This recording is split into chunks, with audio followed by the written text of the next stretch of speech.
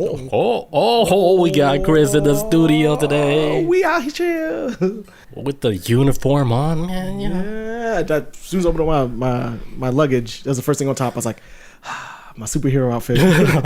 Time to suit up. We using this shirt today. You landed today, right? Yeah, I landed at like 7:30 this morning. That's wow. It's like some real podcast shit. Yeah, I just landed a few hours ago. Right. I got a podcast. I got another show I gotta do. That's some damn businessman podcast mode. Right. What's up, Shell Shock? What's going on, dude? What up, man? Bob Vila in the chat says, "Welcome back, Chris. Unholy Jesus." Thank you. It's good to be back. All right, guys, welcome to the Media Hijack Podcast. I'm your host, Billy Walters, and joining me is Chris Unholy Jesus live. Chris is back in the studio. What's up, fam? I'm back. That's almost like a year, huh? 6 months. Damn, that's a long time. It's gonna. It has been. That's a long time for doing podcast split screen. It is, man. But we did a lot of work. We made it work. Yeah. We made it work, man. It did feel like we were doing it still live, at the same time. So it didn't feel like too much of a disconnect. Yeah. It's about the beginning. I was like, okay, we gotta get used to this. But we still had the same energy, the same drive. So right. We had it. I thought that was gonna be the issue where I was like, damn, like, well, what if I can't feel it, right? It just feels dead. But it felt the same, and audio was still good. Everything was good. Everything was good. Stories were great. Yeah, But it's nothing like doing it live with you. Live is different because I get to look at you and shit, and I get to feel your energy. I get to see. I actually see your whole clothes. Yes. Yeah. Yeah, because you just see from like here to here. Yeah. Now it's like I barely even know what it's wearing. Like all these dope shirts I got, and I can't even show them anymore. Yeah, it just barely shows on camera now. It's just all like a facial. I mean, it's a face shot. A face shot. Yeah, face shot. Money shot. Too much porn. All right, so. Okay, so before we get started, if you guys, damn, what happened to the chat? They all disappeared. But before we get started, if you guys want to get some official Media Hijack t-shirts, you can grab this one. Me and Chris is wearing it right now. You can head over to the MediaHijack.com, grab you some official t-shirts. Also, if you guys want to catch this live replay of this Twitch video, you can head over to our YouTube page and check out Chris live back in the studio. Mm-hmm. Also, don't forget to rate, comment, subscribe, give us that 5-star frog splash. Yeah, that's it. Easy peasy. Let's get it going. All right, so today we're just going to be going over like a bunch of little topics, like how we normally do. Mm-hmm. But we're going to talk about the eclipse and, what's the aftermath of it. Did anything wild happen? Did anything crazy happen? Or, if you were out there on the streets looking at it for yourself, did you see anything weird? Yeah. And anybody chat, if you got guys have any conspiracies that y'all came across, let us know, because I heard there's a shit ton of conspiracies floating around, obviously, about this solar eclipse. Everybody was scared. Not everybody. Little bit of people were scared. Most people were excited for it. I was one of the people excited for it. I love this space shit. How they say like, hey, don't look into the sun. I was like, fuck it one time. I was like, damn. I felt like someone put like their finger in my eye. I do actually have a story of there've been a boost in numbers. They say in the history of humanity, with this solar eclipse, most people had their eyes damaged more than any other time. We've had, I was reading an article about it yesterday. It is what they expect. Yes, I was gonna talk about that a little bit later. That's what the fuck. Come on, people. Come on. We should know better by now. First of all, you don't look at the sun regardless. That should be off. Not even dogs just look at the sun. Come on. Yeah, dogs like, what the hell? This is right. I'm looking at the ground and look at my butt. You ever heard of like sun therapy?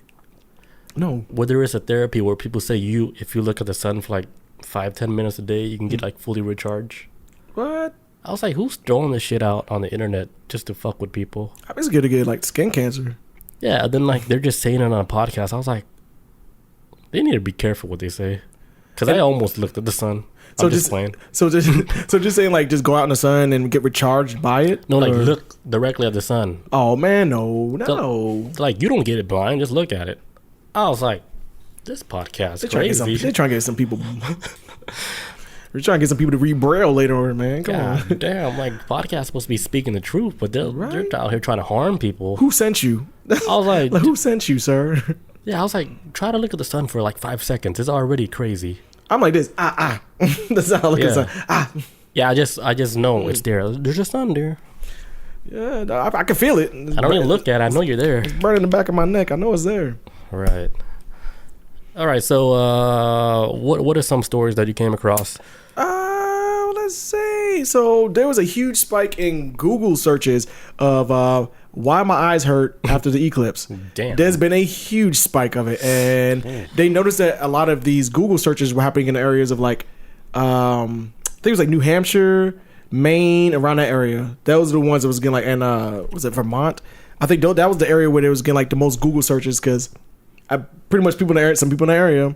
Was that in totality, Vermont? Yeah, like within that same arch of where it was going. Yeah. Okay. So they was like, and then so people that's doing Google searches, because they said like around 3:12 p.m. Eastern time, about 45 minutes after the path of the eclipse, from Texas into Texas from Mexico, there was a large boost in like people searching like, "Are my eyes damaged because they feel funky?" 45 minutes after I looked at the eclipse, and then so now, but people were saying like, "Oh shit, we're about to have an influx of a blind generation of people." I don't know what the hell, but what's about to go on here. How long does it take for the blind spots to go away? Right. Do these black dots ever go away? My eyes are bleeding. Enter. Enter. No, they're probably not even typing and shit. They're probably like doing the speech. Because I can't see. Because I can't see. Like, blue, blue. My sight's fading. When does my vision come back from looking at the sun for 10 minutes?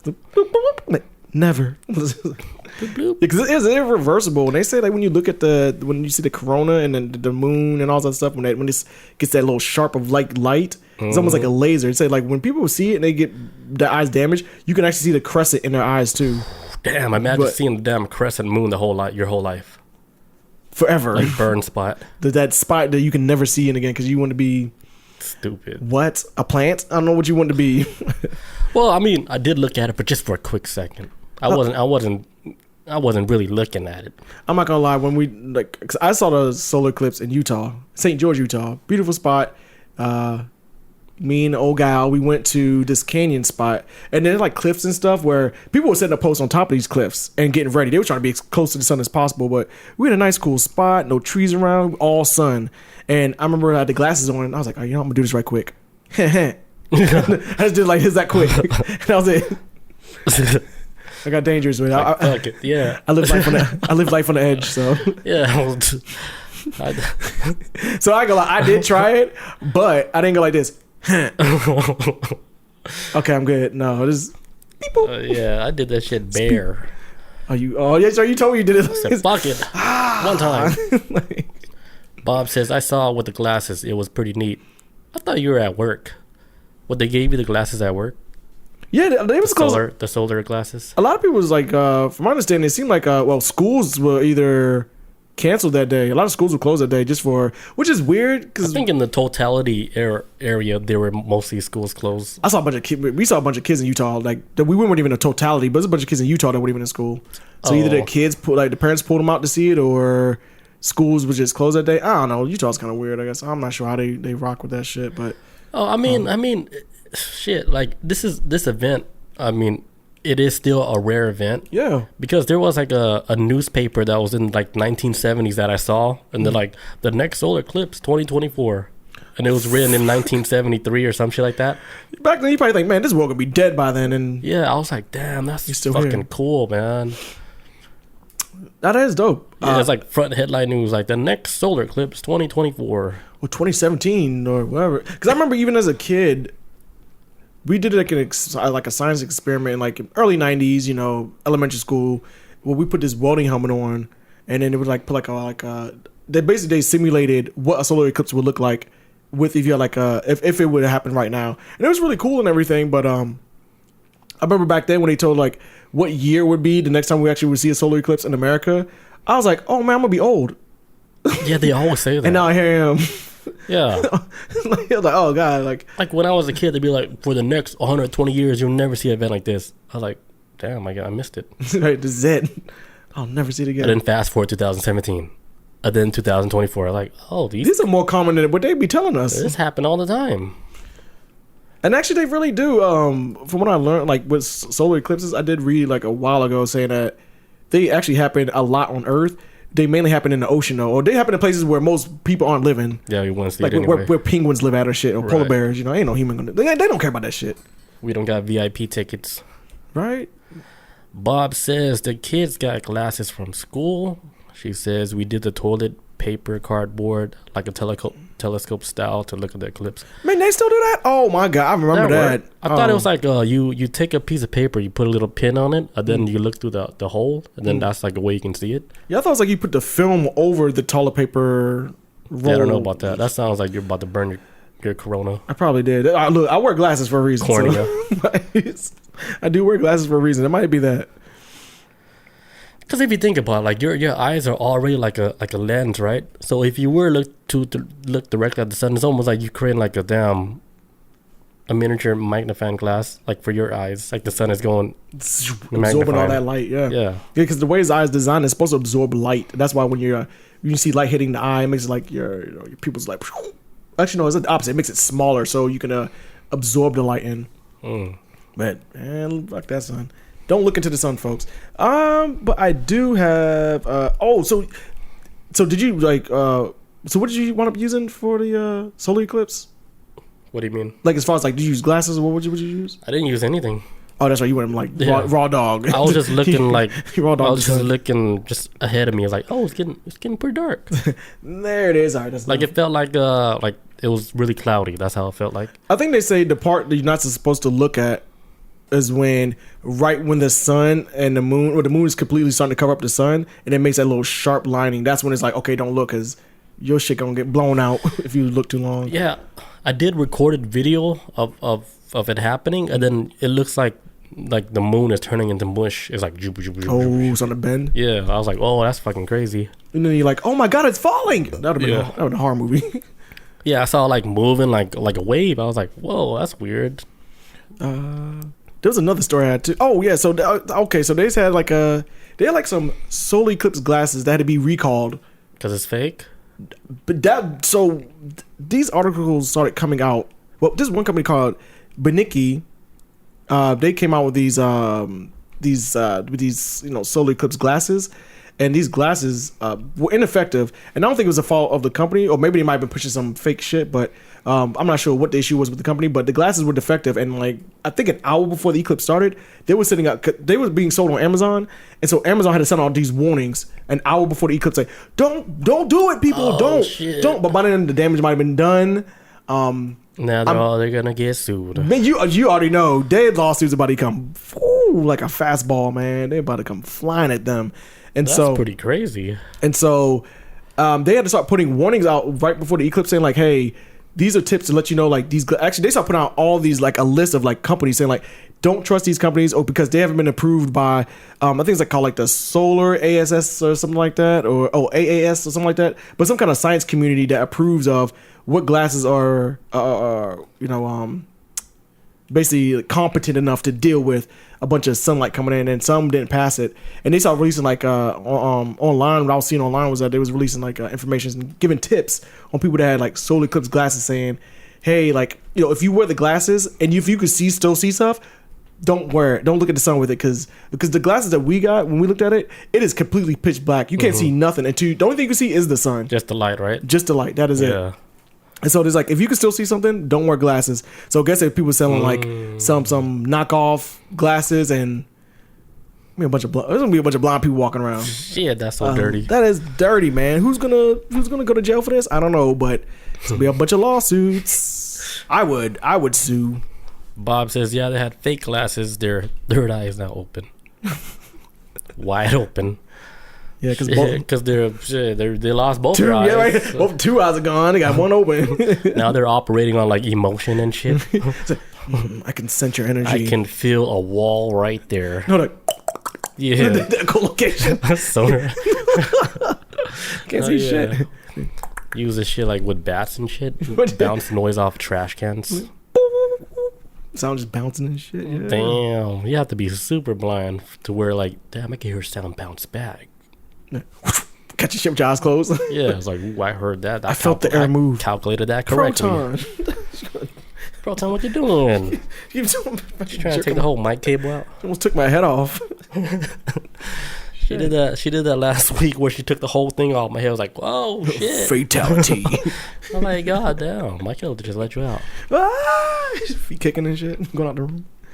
All right, I got one. Okay. So like, there was this video going around on the internet that went viral where they were saying they saw a UFO like flew across the sky while they were doing this. While they're waiting for the solar eclipse. Mm-hmm. And then like you see the shadow. It looks like a long like cylinder shape. It could be like, when I first saw it, I was like, it just could be like a plane shadow. But other people were saying like, no, this is not a plane shadow. So there's like a lot of speculation going about it. And let me just play the video so you guys know which one I'm talking about. We got a video. Let's see. All right, it's this one. What is that?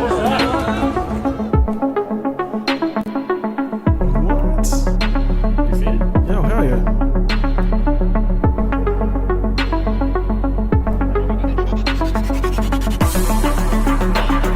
Oh, hell no. Like, when they slow it down, like...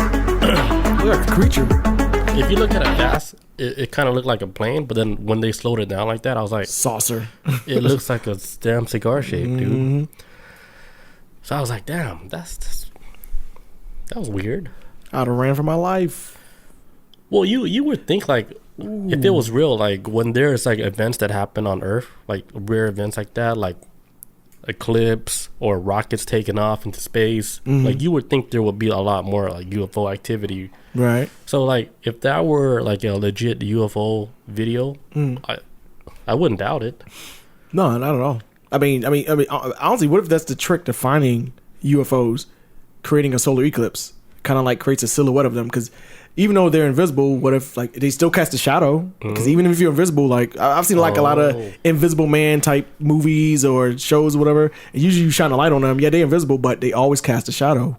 Even if they even if they in like some kind of stealth cloak mode or whatever, like, oh shit, that he's right there, run! Like, like Hollow Man. Yeah, it could be like that. It could be like that. Like they can't cloak out no more. Maybe we need to learn how to use the solar eclipse as a way to like detect UFOs. Shit. So we can see with our normal eyes.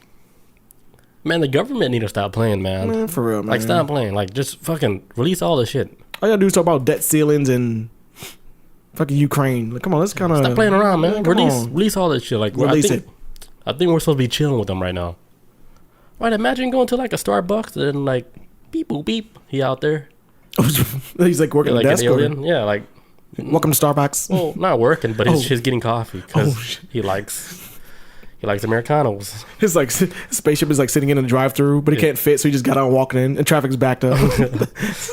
I wouldn't even think that they would use their spaceship. It wouldn't make sense for them to do it, but they would want to experience like the Earthling life. Like, let's take a walk. Let's just play like how they play. Just walk around and go to places. But we have to go to a place that we don't have to use a cloaking device. We can look like aliens and still fit in. So let's go to Vegas, or let's go to Times Square, New York, where people dress up like Elmo, or you know what I'm saying? Nobody would know. And nobody would notice. Nobody would notice this. Yeah. Or go to like a sci-fi alien convention. You know what I'm saying? Comic-Con or something. Like, yeah, Comic-Con. Just like what's the movie with the dude Tim Allen? Santa Claus? No, it's the movie where they played as Star Trek characters. Oh, Galaxy Quest. Oh, that's Galaxy my shit, Quest. boy. I love that movie. It's like that. Like they're just walking out there amongst just us. Like, they're playing us the cast from Galaxy Quest. Think I through your leader. What about how they talk? The aliens. Yeah, they talk so weird in that movie. Like, hey, this is just a damn show. Like it ain't. Chill. But that would be a place where they could let their hair down, like just walk normal, and they're like, oh damn, that cosplay is so real. Right, let the little smooth balls hang. They ain't gotta wear no uncomfortable clothes. Like I seen somebody do some like cosplay, like in Atlanta, like using the train system and shit, and I saw one that looked so real to where I was like, this motherfucker got horns coming out his head for real? Because I could see his skin going over like the horn. Like it looked like the skin was growing over. He had like the horns in the head like this. Yeah. Yo, those are like implants. Oh, okay. Yeah, I seen like on Ripley's Believe It or Not, this dude like got tatted his whole body tatted up, even the bottom of his feet. But he had like some horns. But apparently you can get horns implanted. They just your skin. They can just peel your skin over it. That looks so That's real. Crazy shit. But they look like demons though. Yeah. Yeah, he had it like in a crown, like choop choop. It was more than one. Yeah. Oh shit. And I was like, that's fucking sick. I've never seen it like that. Yeah. I've seen two horns before. Saw it like a tattoo convention. It was a black dude too. I don't know that had to do anything, but I don't know. But that shit was sick. I was like, damn, that shit look real as fuck, dude. I should have took a picture, but he was like, but he was just so chill. Like it didn't even look like he was going through anything. Like he was wearing normal clothes. And I was like, damn. I'm just waiting to a job interview. Damn crown horn going on. I was like, that shit look fucking real. Somebody apply for this corporate job. Like Midtown. Speaking of people like I seen like in Atlanta, right? Here's what I saw. I don't know if my eyes were deceiving me. But one day, right, I was in the train, and then I saw this dude. He was wearing a leather jacket, right? Mm-hmm. Nice leather jacket. And then I kept like I wouldn't say I kept looking at him, but the reason why I was looking at him because I saw something in the leather jacket I'd never seen before. Like half of his leather jacket, I started seeing like a scale imprint. Like if you were thinking like a fish, right? Think of koi fish scale. And I saw half of his leather jacket. Like I saw the scale come out of the leather jacket, and I was like, "What the hell is happening?" Like it was like an imprint. Like, you wear the leather jacket, but then you see an imprint. Like, you see all the lines of, like, a scale. Yeah. But I saw it on one side of his jacket where his shoulder was at. And it came out. And I was like... But it wasn't on the other? It wasn't on the other side. So I was like, why would a leather jacket show imprint of, like, a scale? And then immediately I'm thinking, dude, is this guy about to shift? Bro, like, hey, that reptilian that camouflage detector about to break. I was like, this guy about to break character right now. I'll just go full on reptile mode. He might be like this, like, yeah, just fucking transform. It's almost like he was trying to hold it. Shit, he had he looked weird too, like a white dude, glasses, ponytail. He looked like he plays in a band or some shit, right? Leather jacket. But then I started seeing the scale imprint coming from inside his leather jacket. And leather jackets are thick. Yeah. So like you seeing like it's almost like, okay, are you wearing like a damn suit or some shit? Right. I got a leather jacket. You ain't gonna see no scale on it. Yeah, you wearing like fish suit? That shit was weird. The jacket was never real. It's their skin. Bob crocodile skin. Right? Yeah, some of the stuff I see that was weird. Like I saw like the other day, right? I saw like an old man. He looked like he just got done fighting 10 people. Was he homeless? It looks like, no, he's normal guy. Oh. Yeah, normal white guy. It looks like he owns a yoga studio. He has glasses on and normal clothes on, but his face is all beat up. Oh. Bruises all over his face, blood like coming down his head. I was like, it's a Monday. It was right. But what happened this weekend? Hey, who knows? I was like, what's happening right now? I was like, did this guy just got out of a brawl and he's so chill about it? Nonchalant, like, this is my stop. Yeah, my nose broke. My stop right here. That's the great thing about subways. Bob says, so a hipster with a leather jacket on? That's what it sounds like. Actually, I thought about the comic book guy from Simpsons. Excuse me. You remember? I don't know if you remember what the comic book guy looks like in The Simpsons. The guy, dude. Yeah, with the ponytail. Yeah. That's who I imagined. Yeah. The comic book man. Yeah, imagine that same dude, but minus 200 pounds in a leather jacket. Yeah. I don't know. I thought it was like at that time where I saw, I was like, oh, the cool design. He could have been like a new reptilian out on a new mission. He could have been like a new reptilian. Like, I'm on my first mission. I got this. Oh shit! Like, I'm so nervous. My scales are coming through. He didn't know I saw him. Yeah. Or did he? Now I'm talking about him. It's like, oh shit! Like, shit! I thought I was like stealth mode the whole time. Somebody caught on. Because nobody else made a big deal out of it. But when I saw, I was like, because they're all reptilians. That's weird. That's because they're all reptilians. That's why nobody made a deal. That's weird. You got some koi scales on your back. All right. I did come across this other story that, man, hey, look, another Eclipse story of this woman this woman named Nichelle Clestine. I think she's like in her 20s or something, but she looked rough. She looked like she's in her 30s, maybe. Actually, no. She looked like she might be in her 40s. And she black, so black can't crack, I guess. But yeah, so what's the name? It says Taylon Nichelle Clestine, 22 of Georgia. So this Georgia woman got on a highway. She got a car. She was driving like some Dodge or whatever the hell it was. Got in a vehicle and she just drove off and drove into Florida, and then thought it'd be a good idea to start shooting at people. Wow. And she shot at one guy that was like driving on the highway, shot through his window. He got grazed in the arm. He had to drive off and he put off in the side lane. He got grazed in the arm? He like grazed. Like, grazed. Like, Okay. Oh. The bullet hit his arm. So it didn't fully hit him, but he like, oh, I got cut by a bullet. So he had to pull off the side of the road and she kept driving, shot at another car and shot a man in the neck. Oh my God. He's like, oh fuck, I gotta pull over. Oh, excuse me. Put a blinker on everything, got over. And then, but he survived though. The dude lived. Took a bullet to the neck like a G. He took it like, oh shit, let me call 911. That's a cool story though. Yeah, and then so the cops wound up finding her, pulling her ass over, and then she got brought in alive, surprisingly. If there was a black person you need to shoot, it's the one shooting at other people in traffic. Come on, cops. I need y'all. Man, come on. Shoot people when you need to shoot them, and y'all shoot them when y'all don't need to. But yeah, she's driving like a purple Dodge Challenger, driving through Florida, just trying to smoke folks on the highway. They got her ass, and then when they caught her, she wound up saying like, well, she believes she was on a mission from God during the solar eclipse to just take out sinners, I guess. I don't know what the hell she was doing. What kind of drug she take? I don't know. She thought she was playing some GTA mission. Wipe out the aliens. Just wipe out anything. Like remember GTA 4, you played the character Trevor? Do you like played him in the game? Yeah. And you like do like his little side missions. He goes on a rampage, like you have to kill as many people as possible. You had to do it. It was like this. But she failed. Thank God. I'm glad she failed. She should have succeeded. But she failed, man. Plot twist, she was actually on a real mission. Oh, no. What if it's real? Right. God's like, yo, they got to go. She's like, how many aliens I took out? He's like, 0. Now you're going to jail. Like the one he got in the neck. He survived. You messed his jugular. How do you get shot in the neck and survive? Maybe it was an alien then. What? Cause it's horrifying. Because imagine you driving to work like, and next you're like, bing, bing, bing, bing, bing, like bullets in your car. Like, and you're like, what the fuck? Like, oh my God, I'm gonna be late. I've been late to work all this week. I'm about to get fired. I can't be late no more. She was probably like, did any of them survive? It's like, yeah, the one in the neck survived too. She's like, and she's like, okay, now you want to call me crazy? That's what I'm saying. She's like, see, I proved my point. She's the reptilians are real. Yeah, she's like, who gets shot in the neck and survive? Remember that one story we talked about, that guy at the church, right? Like yes, the dude is like, fuck, I forgot his name, but he drew the pictures of the reptilians. Yeah, yes. He said he's being harassed by aliens and reptilians, right? Yeah. And then like he went to the church to kill the main alien guy, the pastor. And he happened to be a pastor. Yeah.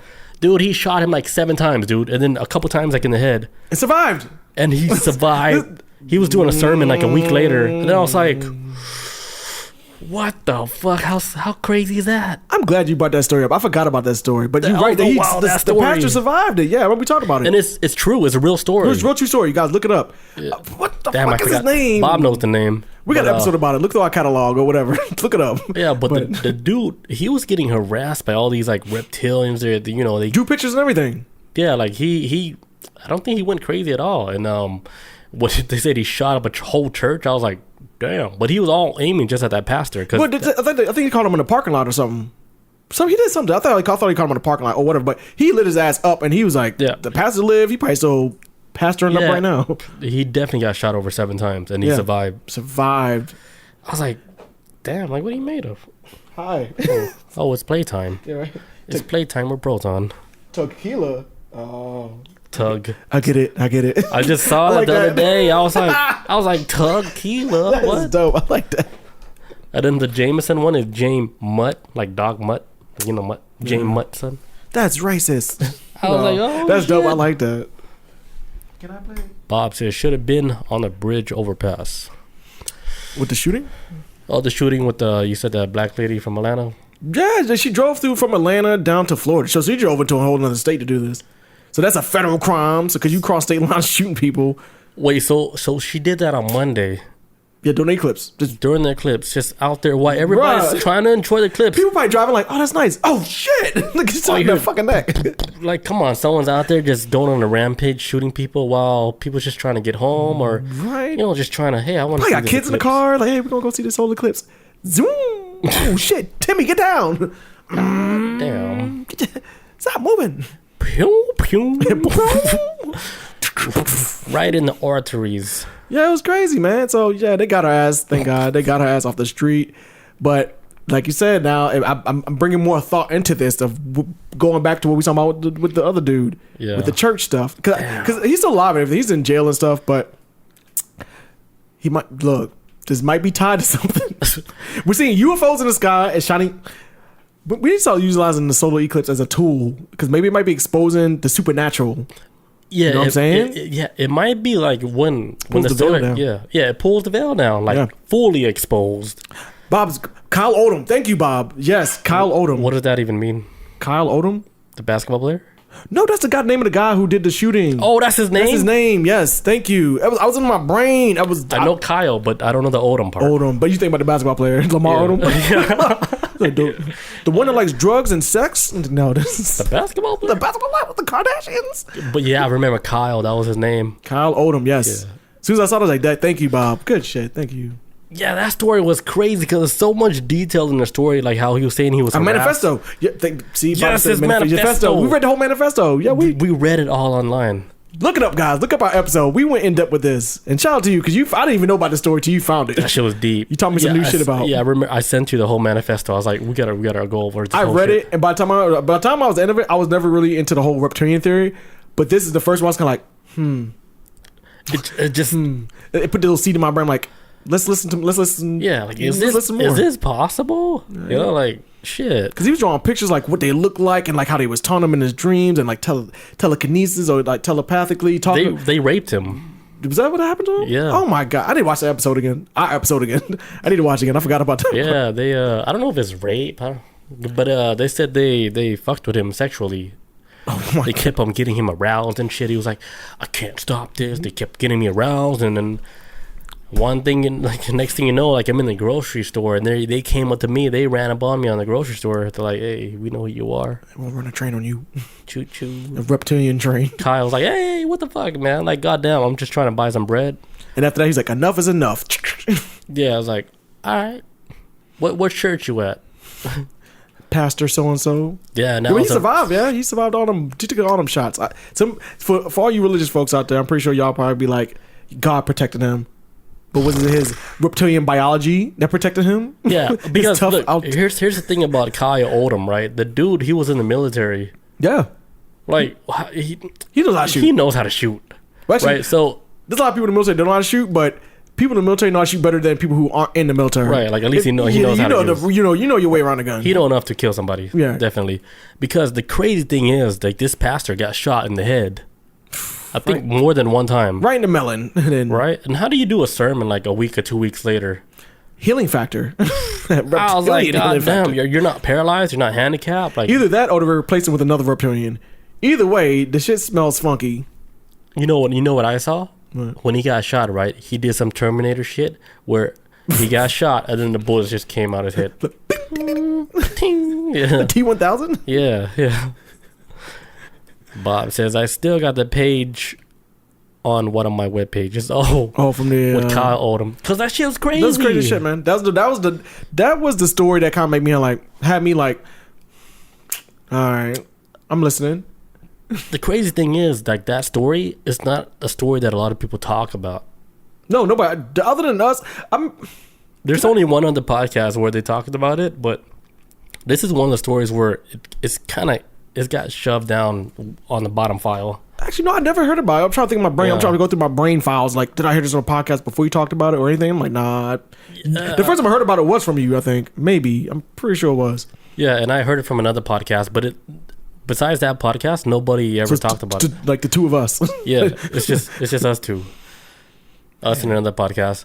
Yeah, the Kyle Odom manifesto, which is freaking crazy, dude. If you read that shit, you're like, what the man fuck? He goes in. I've read all of it. He goes in depth. I was from when it first started to how it ended or what he's about to do. It went through the whole. That shit's wild. And I think the crazy thing is, like, he's still alive, right? He's just locked up right now. He's locked up. Yeah. They didn't like execute him because he didn't kill the pastor. So I guess it was like, all right, we'll just. So we would look crazy if we have a shirt that says "Free Kyle Odom." Yes.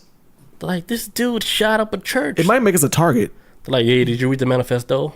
Listen, what you gotta say? Listen. Right? Before you judge me for wearing this shirt. Well, you know what? It might make us a target if we make a shirt like that.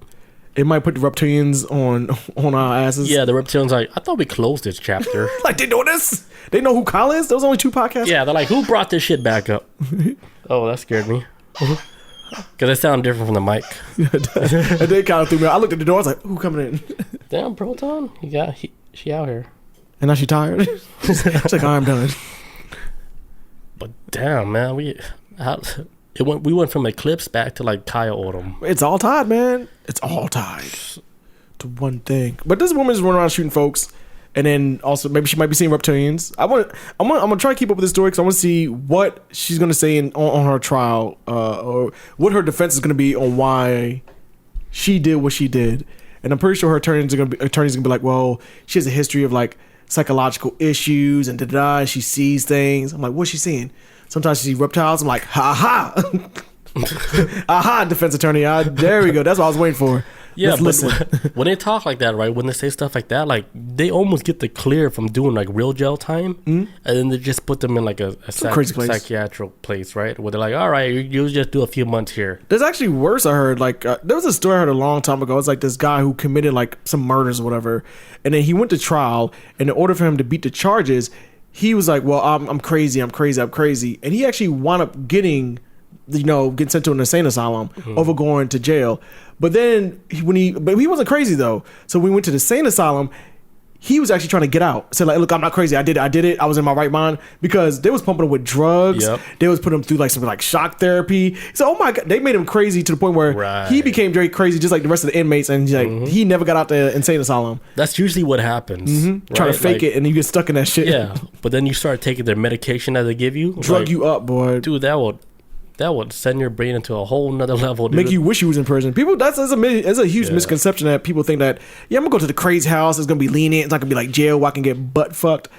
Yeah, but they end up making you crazy. But there you go, you lose your damn mind in the insane asylum.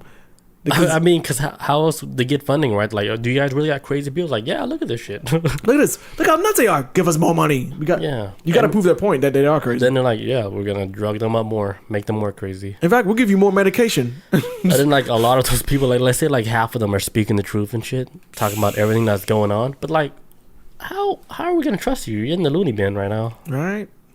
You can say anything you want, and it could be all true. But no one's going to take you serious because you're getting medicated for being crazy in the first place. I know they have this cartoon series on Amazon called Invincible. Long story short, superhero show, whatever. But the superhero works for this government guy named Cecil. Cecil works for the government and whatnot, and his headquarters is at the Pentagon. And there's a part in the show where Invincible, the main character, goes to meet Cecil at the Pentagon, and they walk into this all-white room. It's all white. They close the door behind them. You can't even see the door anymore. The door is like blends into the white. Damn. And Invincible's like, what room is this? He's like, lights. And lights come on, and you see like a whole laboratory. He's like, in the water that you drink, we inject it with a type of chemical that makes you not be able to see certain lights. Whoa. So when people start to see certain things like special, like supernatural stuff, is because they're not drinking the water anymore. And so And Invincible's like, what the fuck? He's like, look, what we do as a government, our main job is to protect the people from themselves. So sometimes we have to dip our toes in the water, and if we have to do things kind of maybe awful to them, but it's for their own protection. So you drink the water you drink, it infiltrates the light in your eyes, so you can't see certain light. Like holy shit! That's not even the main part of the show. That's just a tiny segment they talked about that makes you think like, holy fuck, how deep is this dude? And then they move on with the main plot, and they never talk about it again. But you're like, what? What if that's true? Like the water you're drinking, it does something to your eyes to where it does something with the UV lights to where you can't see ghosts, you can't see people invisible, you can't see UFOs. But when you say like if you stop drinking for a certain amount of time, you start seeing these things because it's no longer in your system. You done pissed it out, whatever, sweated it out.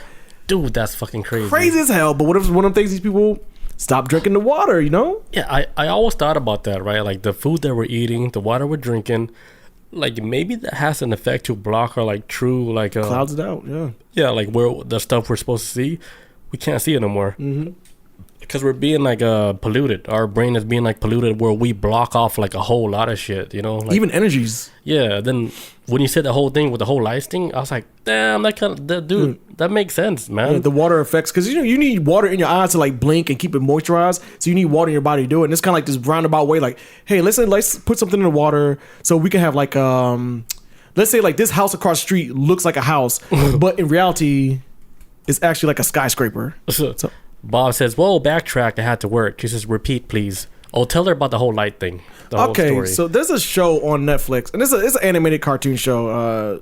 Whether you like it or not, it's not whatever. It's a superhero show on Amazon called I said Netflix. Superhero show on Amazon called Invincible.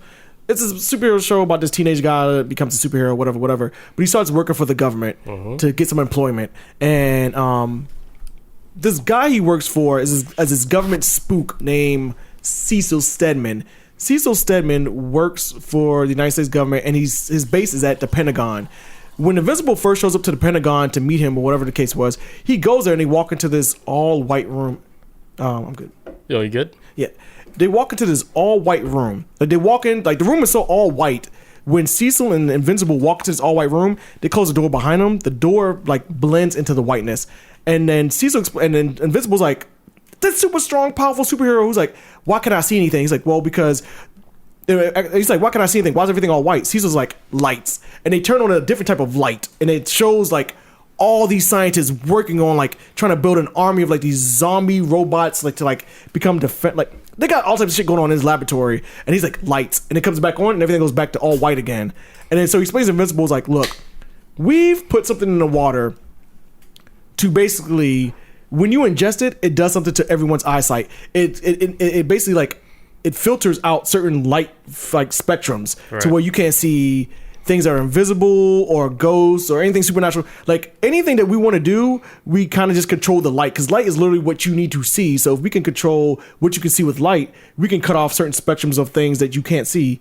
For example, say like the house across the street from where you stay at is actually a skyscraper, but they use light to blend it in to, like, where you just see a house. So in the show Invincible, they explain, like, yeah, the water you drink is what you absorb into your eyes, and your eyes need to stay moisturized.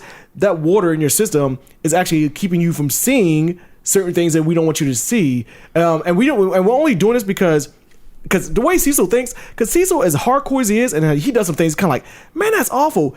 It kind of makes sense, because he's like, well, the reason why we put this stuff in the water is because you guys aren't ready to see the things that we know and see. So it's like the whole phrase, like, you guys can't handle the truth. Yeah, and we need to protect you guys from yourself. So that's why we give you guys this water. It makes sense too. It's not really that. Yeah. So he didn't come from, like, a real evil way. It's kind of like, we need to protect you guys from yourselves and from the truth. Right, because I don't think society could even, like, function if everybody was seeing all this weird shit. No, hell no. It would destroy religion, first of all. Yeah, and then, because if you think about it, it does make sense, because, you know, when a child is born, right, a child becomes a toddler, he starts walking and stuff, right? Those time frames, like, this kid he's not drinking water like that. He's basically, like, drinking milk. Juice. He or she, yeah, just drinking milk and stuff like that. So, you know, they say, like, kids are able to see ghosts, and they see the monsters under the bed. It makes sense. There's a monster in my closet, like...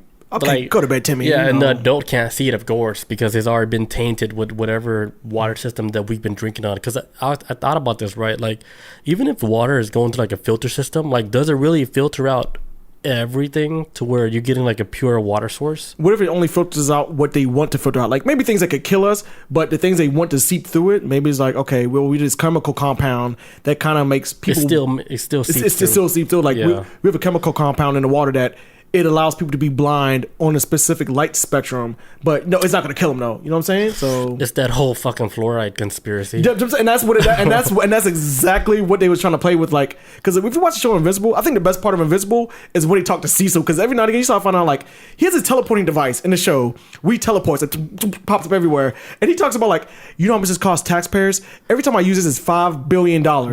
And it's like every time and he uses it all the time. So you kind of like, what? But he's like, and then he's like, and the show is like, well, why do you use it? He's like, well, because we're not paying for it. Like, people are paying their tax money, and what we do is all tax funded. Damn. So we can just abuse this shit and just use whatever we want, as long as it means we can protect this planet. Yeah. And even though no matter how evil it may look, like putting stuff in water, that's all coming from taxpayer money. So the people are paying for it, and so he just, like, uses this shit all the time. Like, it teleports everywhere. Yeah, maybe they're just like this whole water system just to put a whole veil over us, where we can't really see the real world, right? And because, like, the weird thing is, like, when people are getting experiences when they actually see ghosts or something, like, it happens in a state of mind where, like, they're in between dream worlds. Right. It's like, or late at night when you're sleepy, like, oh, I saw something. Right. But it never happens. Like, in the daytime, we're at the beach. You never see no fucking ghosts walk around the beach. I don't know. Because you're daytime, like, you're chilling. Nice. Yeah. That's like when you hear stories about people that guy have exorcisms and stuff, and like what's her name, Emily Rose or whatever. Like, these people that went through exorcisms and died by the end of it.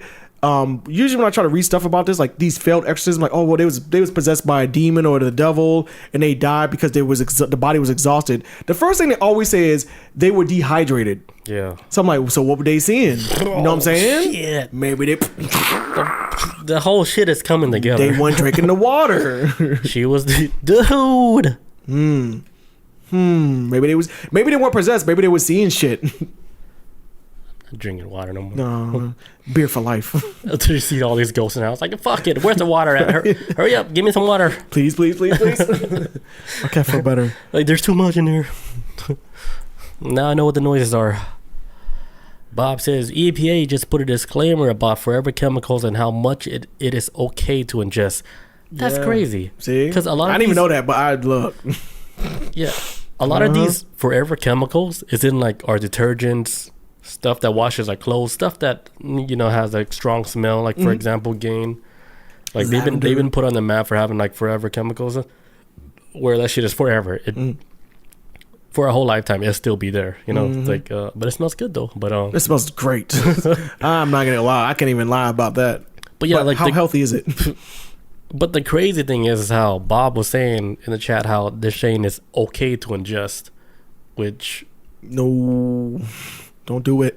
Like I think we're already ingesting it, but saying like putting in print like, hey, this is okay to ingest, that's crazy. Yeah, maybe just small amounts too. Just little amounts, not too much, not nothing to kill you, but yeah. Sometimes my clothes, it smells like really good. I was like, and then I take a bite.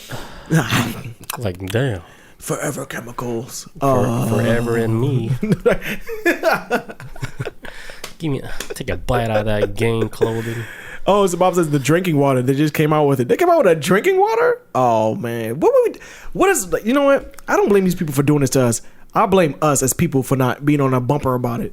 They just run in circles around us making shit, and then be like, okay. But it's kind of hard when you got to work a job. Shit. And you got to pay bills and you got kids to take care of. Man, when you think about it, right? I think the hippies got it right. With what? With everything. Like how the word operates. Like, hey, we shouldn't be using stuff that's not natural. Oh, yeah. Like all organic base. Yeah. I live in a household where everything's organic now. Organic apples, organic bananas. Yeah, they're like, the earth provides everything for us. I don't drink water bottles anymore. Yeah, they're like, deodorant? No, you don't need to put that chemical in you like that because your body absorbs that, and guess what? It blocks you from the true reality. Your pineal gland's already blocked. Now it's going to do your eyes. Right, like our pineal gland's probably like so fucking backed up. Like it's all caked up. Yeah, it's all calcified, like thick, like fucking cavity on teeth or whatever. The calcium, the plaque. Yeah. The plaque buildup is building up on our third eye. The shit's it's so thick from all this poison that we've been doing. Stinks.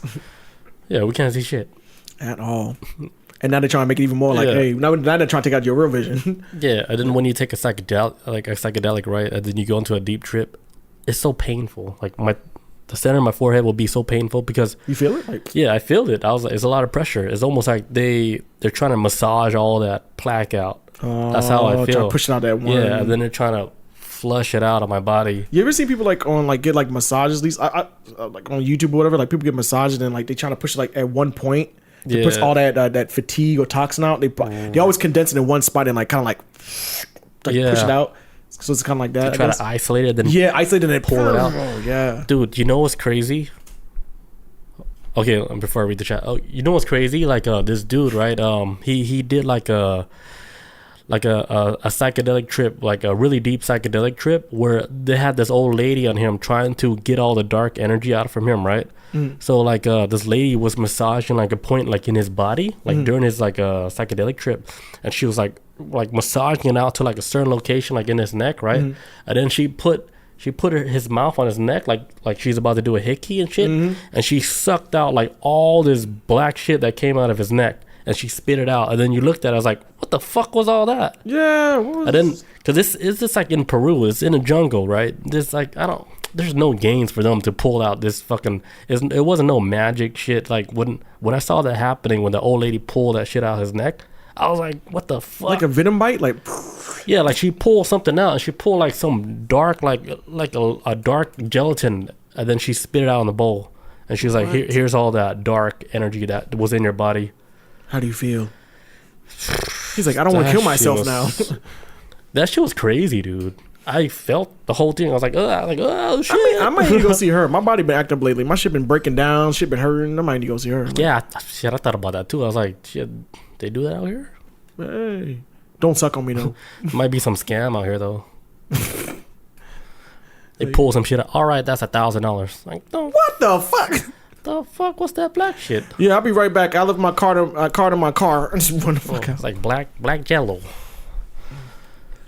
All right, what's in the chat? What's happening before I take a leak?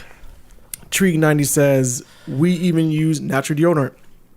We do. We use natural deodorant in the household. Aluminum free? Yes, aluminum free. It smells good as shit, there dude. You go. It's an Arm & Hammer. Oh. It's very good. It's like, if you guys look for it, it's like a yellow top. It's a yellow top Arm & Hammer deodorant. Smells great. Yeah, because they started realizing like a lot of that shit in regular deodorants was like causing cancer and stuff. Or yeah, because they had like a lot of metals in that shit. I was like, I remember I used to get boils a lot from like damn. What happened to the other toy? Did you take the toy out and then you had both toys? All right. Sorry guys. Our fourth co-host. We have a lot of co-hosts on the show, but Bob says I use salt crystal. Okay, yeah. Because I remember like back in the day, especially when I was a teenager, I used to use like that the thick deodorant that like the antiperspirant absorbent, like so absorbs all sweat. Yeah. I used to get boils a lot because I was using it, and I was like, oh, let me stop because it was like starting to hurt. You get mad boils. Like there's like that whole thing like with deodorant, like in the beginning, right? A lot of it, they said it has so much metals. That's why like a lot of deodorant, they're like promoting, aluminum free. We don't have aluminum in it because like basically what those metals were doing were blocking your pores and shit. That's why you can't sweat because it's it's blocking your pores. Yeah. Now my thing is, I wonder if the people discovered this, or did the companies come out and say like, aluminum is bad, and then we need to remove it.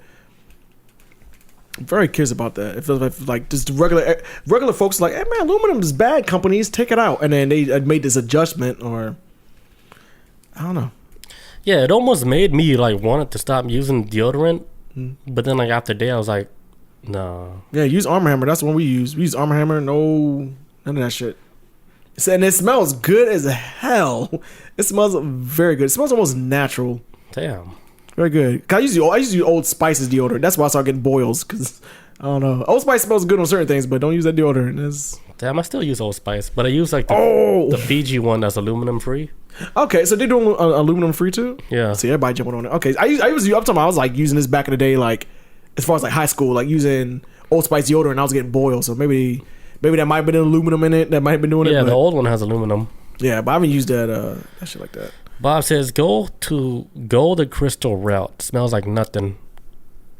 Just like using water. Just use water. You just water clear your armpits? Is that what Jeremy used? Just splashed up in there? All right, I gotta take a quick break. I gotta take a leak real quick. We come back. I got a few other videos to show you guys. Oh, the Eclipse? Yeah. Let's go. You're back. All right, and we're back. Bob says Jeremy still stink when he don't use it correctly. Putting that man on blast. I remember. Never mind. No. Fuck it, I'm gonna say it. I remember one time. Yes. This is when I still lived with them, right? And they were working out. I think they were doing like P90X. Mm-hmm. And I came downstairs. I was just trying to grab something from the kitchen. And then I came to the kitchen. I was like, what's this smell in here? It just smelled like, I don't know, like body, ultimate body odor. I was like, God damn. I was like, how far along? I was like 20 minutes in. I was like, okay, let me go back upstairs. The smell was so strong. I was like, I think it's in my shirt. I was from Texas. Hey, open a window. I crack a window open. You know, I know this took a. You know, I know this. I was like, goddamn. P90X. You know, I know this was a long time ago. You said P90X. Yeah. I was like, this wasn't recent. Yeah, that was long. I haven't heard P90X in a long time. Yeah. Fucking ab ripper X and shit. Dude, everybody was on that P90. It was like almost a cult at one point. People was on that shit. I mean, it's legit. That and CrossFit. No, it works. It works. It's legit. Like it wasn't a gimmick. They fucking working the fuck out of you. No, they burn you out. Yeah, Bob remembers that. She's laughing in the chat. Bob knows. Her nose probably like burned so much she can't smell it no more. This is just burnt out all the senses and. Because I know that's true. Like when I get on the train, when there's a homeless man on there, it smells so strong, right? But I have to go all the way across town, so I'm stuck in there the whole time with him. Like halfway through, I can't smell no more. Yeah, and my nose hurts. It's just burning. it's no longer it no longer stings to you. It's a pain. It doesn't exist no more. It's just a pain. It's just pain. The pain is just a reminder. Like, remember this. So I'm thinking like Bob, probably the same thing. She got so used to the smell, she don't smell no more. She is the she is the smell. What they call it, nose blind. That's what they call it. Yeah, that happened to me when I used to do security for Fulton County libraries. Being around homeless people so much, you get around them, and after a while, you're like, oh, it's a smell. It's just you become one with it. Damn, Bob's just having a blast in the chat, huh? All right, let me show you another theory about the whole eclipse thing, since we went so off track. Yes, let's get back on this. So this is another one where they were saying there was like another moon that was on the left side of the eclipse. I'm gonna just play the video. What? Please, you told me that yesterday. I was like, what? Yeah, let me play this video. The eclipse is right here. Yeah. Then why is the moon over there? Oh, wait. What? How does that happen? Because we're in the middle. But look, the moon is right there in front of the sun. That's a real reaction. Wait. But the moon is over here. But why is it light over there? And why dark is the moon right there if it's supposed to be in front of the sun? Here, I'm using these right here. So he's putting the glasses over the camera. That is... Because it's showing you that there's an eclipse going on right now. Okay. Do you see that? If the moon is right there in front of the sun, then why is it over there? Yeah, another one. Okay, that makes sense now. Okay. That can't be... Or the flat... I don't know. Or the flat earthers, right? I thought he was gonna say it. God damn it. You know how, like... God damn it, man. I knew he was gonna say that. I saw a flat. I was like, oh, don't do it. Don't do it, sir. Yeah, you know how I know, like, that footage was real? It's because, like, the reaction of the girl at first, right? She was like, well, we're in the middle. And then he was like, no. It's like, the moon is here. And then she's like, oh, okay. But then the other one where I knew it was real is when he made the joke about the flat earthers. Because that was like another joke. It's like what? Because his own reality is like, what the fuck is happening? Like, the moon is blocking the sun right now, but what the hell is that? He was shit? about to say, maybe the flat earthers got a point. That's what he's about to say. He's like, man, god damn it, they won. No, like, I think he made that as a joke, because even the flat earthers, like, how is that even possible? Sense, yeah. That doesn't even make sense, even with flat earth. Them, yeah, flat earth's like, I don't know what the fuck that means. Like, there's not supposed to be two moons. No. That's not a part of the theory. That's got nothing to do with it. Okay, the moon's not real. Right. So here we are now, right? Let's say this is like legit footage of the eclipse happening at the same time, but then if they look to the left, there's a moon. Like, how do you explain that? Or what do you think is going on? The Death Star from Star Wars was blocking the sun. I don't know, because if the moon's over there, then what the hell's blocking the sun? But unless it's like a two moon theory, which I'm pretty sure there's a conspiracy theory that Earth has two moons. I'm pretty sure there's one floating out there about it. It's called the black moon theory. Really? See, I didn't even know this, but I felt it in here. Yeah. That they may have been a conspiracy out there. I may have stumbled across something similar before. I don't know if it's a theory. I don't want to sound like stupid and shit, but there's this thing called like the black moon, whatever it is, where they said like it's a certain thing to where how the moon shines on Earth to where it makes it look like there's like another moon, but it's not actually like a moon. So they call it a black moon. No. I'm butchering this whole shit. But if you look up black moon theory, just look it up. Maybe they'll explain it better. Like, there's a YouTube video where this guy, he explains it to where it's like scientifically proven that, it's like, oh yeah, it makes sense. But it's like a rare occasion where you were to see like a double moon. Okay. Like two rainbows, like a double rainbow. Like, I guess, yeah, like a double rainbow. It's like I don't know. It's like a optical illusion, I guess. Okay. I guess. I don't know. Possibility. Yeah. I thought you were going to say with a black moon, there's two moons. One is white, the other one's black. And we can only see the black moon when it's in front of the sun. Like, because at night, you're not going to see this shit. It's out there. We don't see it. Right. But then only doing solar eclipses when shit's lined up. You're like, oh, that's a black moon. Right. To where it actually shows the other moon. And the real moon's like, hey, guys. This for centuries you thought it was me, but I got a brother from another mother.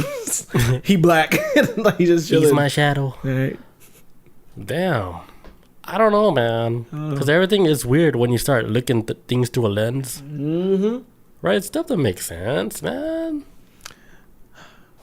I'm glad you explained that right, too. Because at first I was like, well, what if it's just like he's cutting it and then changing it and then this and this? Yeah, but then you clearly saw he put Yeah. I'm glad. I'm glasses on. so glad he did that, and just to help out. Bob says, wait, so weren't NASA trying to shoot at whatever that is at our moon and it's still there, but they had to make some stuff up to shoot 3 rockets? See, that was the crazy thing, right? Because NASA, apparently they were supposed to shoot 3 rockets at the moon on the dark side of the moon. Yeah. But I didn't hear nothing about it. And then on top of that, I went to the CERN website because they said they're going to be turning on the CERN Hadron Collider during the solar eclipse. But I went on the website. They have no information to where, like, all right, this is our findings from the solar eclipse. We didn't. They never say anything? They didn't say nothing because I looked it up today. That doesn't mean when they don't say anything, that means they found something. If they say anything, I would believe like they didn't find anything. Or they did find something, but they needed to get it verified by like 1,000 scientists. Yeah, you got to. I think there's a process. You can't just jump out the window like this is what it is. It has to be proven by the community, because the science community is a real thing, and it's one of them. And in a lot of ways, it's almost like a science cult, because when you try to put something in their community, within the science community, that doesn't, like we talked about like a couple weeks ago, if you try to introduce something that doesn't fit into their theory, that's not real, it's supernatural, whatever. Right. And so yeah, you have to get the approval of the science community, even from CERN. So I want to know who's the president of the science community. Is it Stephen Hawking? Is his body in a machine now? Or Lucifer? I don't know. Yeah. I just saw someone says, it says, we have 3 sons. I see you watched 3 Body Problem. I see you watched 3 Body Problem. I'm telling you, if this is real, because I remember some years ago, not too long ago, they discovered that everything within the Milky Way galaxy and how everything's moving at the center of the Milky Way galaxy is a black hole. For the longest, they're trying to figure out, like, well, while we're rotating, what's going on? We're all going to a certain point. And they're like, oh my God, is there a black hole in the middle of our galaxy? And like, oh my God, there's a massive black hole. And eventually this shit's going to just eat everything. It's going to take a long time, but we're all being pulled by a black hole. Black holes don't just eat up everything in like an instant. I mean, maybe in space time that seems instant, but to us as humans, it takes like millions and millions of years. But in space time, a million years is like that. That ain't shit. Space is an eternity, and humans, we always have to like put a time or a length to something. So to understand things, we're all trying to measure. Yeah, we're trying to measure something. So a million years to us is like a long time, but space is like, oh, that's like a blink of an eye, because this shit's been around forever. It's gonna always be here. And so that's what they're saying, like, oh my God, like this black hole in the Milky Way galaxy. That's why all these planets are rotating. That's why everything's just focusing, because we're all eventually gonna get devoured by a black hole. Not immediately, but it's there, and it's fucking horrifying. But they say by the time it happens, we probably won't even. The humans will be around. Hopefully. It is wild, right? Mm-hmm. The dinosaurs are back. Bob says time does not exist. Time is a man-made construct. That's just a man-made construct. Remember that saying? So it's up and down. Right. That saying where they said, what happens like in the future can still affect the past. Yeah. I think that's more relevant today than it is ever. Because you think like some of the stuff like we did is actually affecting what's happening like in the past, to where it actually validates that stuff that happened in the past because of the stuff that's happening like present day. I know that sounds confusing, but it makes like, sense to me. If you think about it, like it's the stuff like we're doing today actually affecting our past to where it actually validates all that shit from back then. Yeah. It's weird. The past, the present, the future, it all exists at one time. Because 5 minutes ago, that's the past now. Even what I'm saying is the past right now, and right now, and right now, and right now. And what you're saying is the future. It might be affecting something from 1970. Yes. Of what you just said. Because in the 70s, like, man, imagine like you're on like a show, right? Everybody has like their own show. They can talk into the mic, and they're just talking about things that are happening in the future and the past at the same time. And they call it podcasts. They call it podcasts. Yeah, and then like, holy shit, what if that's happening right now? And it's actually happening right now. Oh, we're inspiring the future. And they're talking about it like in the 1970s, like right now. Like let's say like the whole timeline, right? It all exists. It really all exists at the same time. So the 1970s is happening like right now, right? Yes. So a child in the 1970s talking about the future, saying like, oh, in the future, everybody's going to have their own radio show. They can say whatever they want, talking about past, future, present, and they're just going to be free to talk to like whatever. Just in America, though. I don't know about the other countries. They might be locked down. They might be locked down. But America. Yeah. Then Bob was saying like that's how like we get deja vu. Like, yes, dude, because deja vu, like now it's happened to me like so much to where I was like, I have to start writing shit down. I was like, hey, did this shit happen? You know. I usually have to write it down. Or I don't write it down. I usually have to ask somebody else like, hey, did we ever like experience this before? Because I feel like we're doing this again. But something's different. Things are different. Maybe I'm driving this time, you're in the passenger seat, or I'm on the passenger seat, and you're driving this time. But I feel like we're having the same conversation, but a different version of it. Yes. Like, because I have a theory. This is Chris's theory. I do think that if we pass away, there is no heaven. You're always going to be you. You're just going to be different versions of you. Right. Like, just the other day, like, me... And let's Melissa, say heaven's just a lobby. The other day, I just watched Everything Everywhere All at Once. I've seen that movie twice now. I saw it once when it first came out, and I saw it again the other day. And then when I was watching, I was like, oh my God, what if you're just always you no matter what for all eternity, but you're always going to be different versions of yourself? Which I am perfectly cool with that. I always want to be Chris Jones. It's not an ego thing, but I have a lot of self-love, and I love a lot about myself, and I've built myself up to be a person that I can learn to love. Right. I always want to be this person. I will do this shit over and over again for eternity. For how long this shit lasts. And then so I was watching the movie, I was like, what if this is how it is? So deep. You just do this shit again, but now you might be a movie star in this lifetime, or maybe you might be homeless in life, but you're always gonna be Billy Waters, and I'll always be Unholy Jesus, and we will always do this shit. Play all these different characters, but you're still you. You at the end of the day, yes. Yeah, I could play me right as a pebble rock. Yes, but I'm still me as a pebble, as a rock, just chilling. Yeah, or a blade of grass. I say, look at me. Or Billy Waters as an ant. As an ant. Still Billy Waters. I was like, watch me build this mound. Yeah, but look at me, look at the sun. Like, look at me. And then I get stomped on. Still Billy Waters. But that's what I think, though. That's what I think that's why sometimes, too. The movie's good. The movie's great. Very great movie. It's deep movie, man. I'm going to watch it again just because of that. Yeah, I watched it the other day because Melissa had never seen it before. At least I don't think she did. But I don't think she didn't see it before, so we was like, let's watch it. Because I seen it once and I need a refresher. The second time, I enjoyed it more the second time than I did the first time because now I knew what to look for. I was like, oh my God, this is... Is this art? Dude, that whole shit is art. The shit reminds me of like what's another movie that kind of broke my mind? The first time I saw it, I was kind of like, okay, it's cool. But the second time, Kung Fu Hustle was another movie I saw. I was like, this is a cool action movie. But the second time I saw it, I was like, this movie's kind of deep, man. I'm like, I'm feeling a certain type of way about this. The first time I watched it was so damn funny. Remember we always used to watch it? We just always watched it. That and Shaolin Soccer. That's another good one. The same actors, everybody. It's so good, man. Oh my God, we used to watch that shit all the time. Bob says that butt part was a bit much, threw me off. When he was jumping on I gotta feel pain and I gotta sit on this butt plug and I'm gonna stick this trophy up my ass to fight. Yeah, there was a lot of scenes where I couldn't hold my laugh. I was like, oh, this is too much. I was like, holy shit. Are you trying to be serious? Are you trying to be serious? Like, the comedy is so like, I wouldn't say like dry, but it's like they wanted it to be dry, but it's like more funny than what you even think it was gonna be. Yeah. Bob says to teleport. Oh, she's talking about Everywhere at Once. Yeah, that's what I was talking about. There's a part of the scene where I forgot about this part. So when I was watching it the second time, I forgot the dude jumped up in air, almost had his legs between his head, behind his head, but he was trying to land on like this trophy that you saw in the beginning of the movie that looked like a butt plug. But he that was like he flopped on it. Like, what was the director on? Like, hey, let's add this scene. That's I think that was extreme. Because I remember before they got to that point, it was like, I'm gonna chew on his chapstick. Yeah.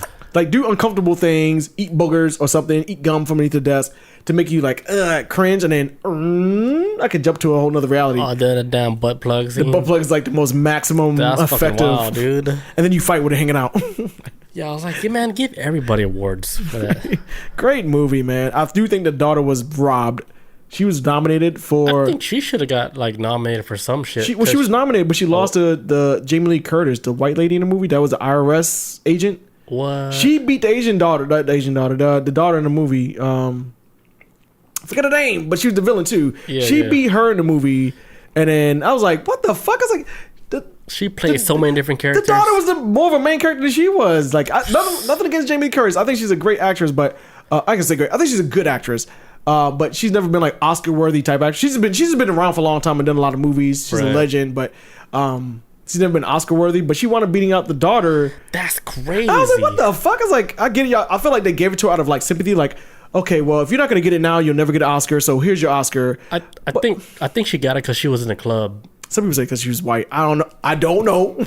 No, I think because she's in the club. Oh, that. I don't think the Asian girl's in the club like that. No, she knew. She's kind of new to the game. Yeah. But even then, it's kind of like, don't do it based off But of as like a viewer, like you would think like she would deserve some type of award. My favorite character in the movie was the daughter.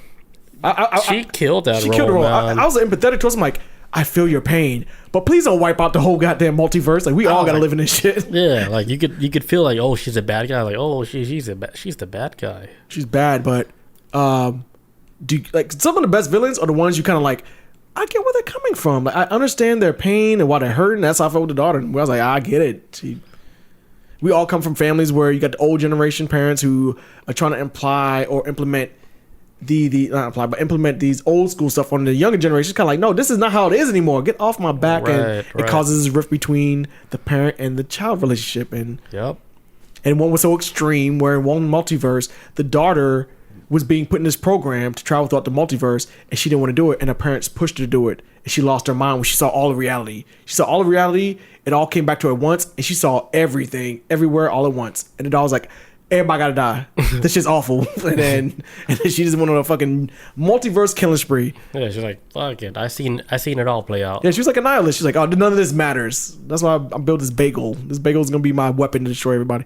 The movie's bonkers, but it's great. So that is wow. You think that's like how it is, like in real life, for somebody to actually have like a breakthrough like that? They're like, oh fuck it, like this reality is like the whole big playland. Yeah, this is a term called nihilism.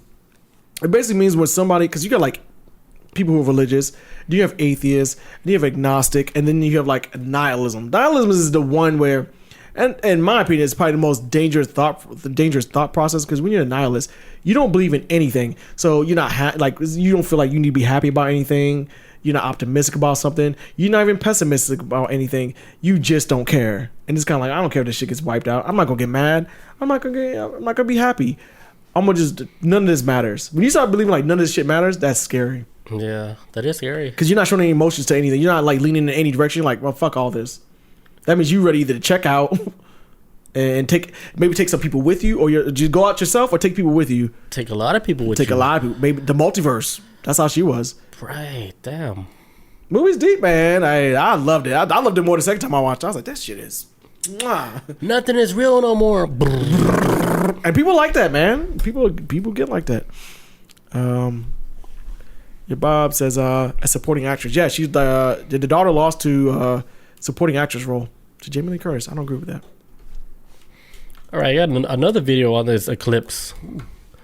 Well, I don't know if it's about this eclipse, but it happened like a week before the eclipse, where the moon had a discharge. Then let me just show you the clip real quick, because here we go.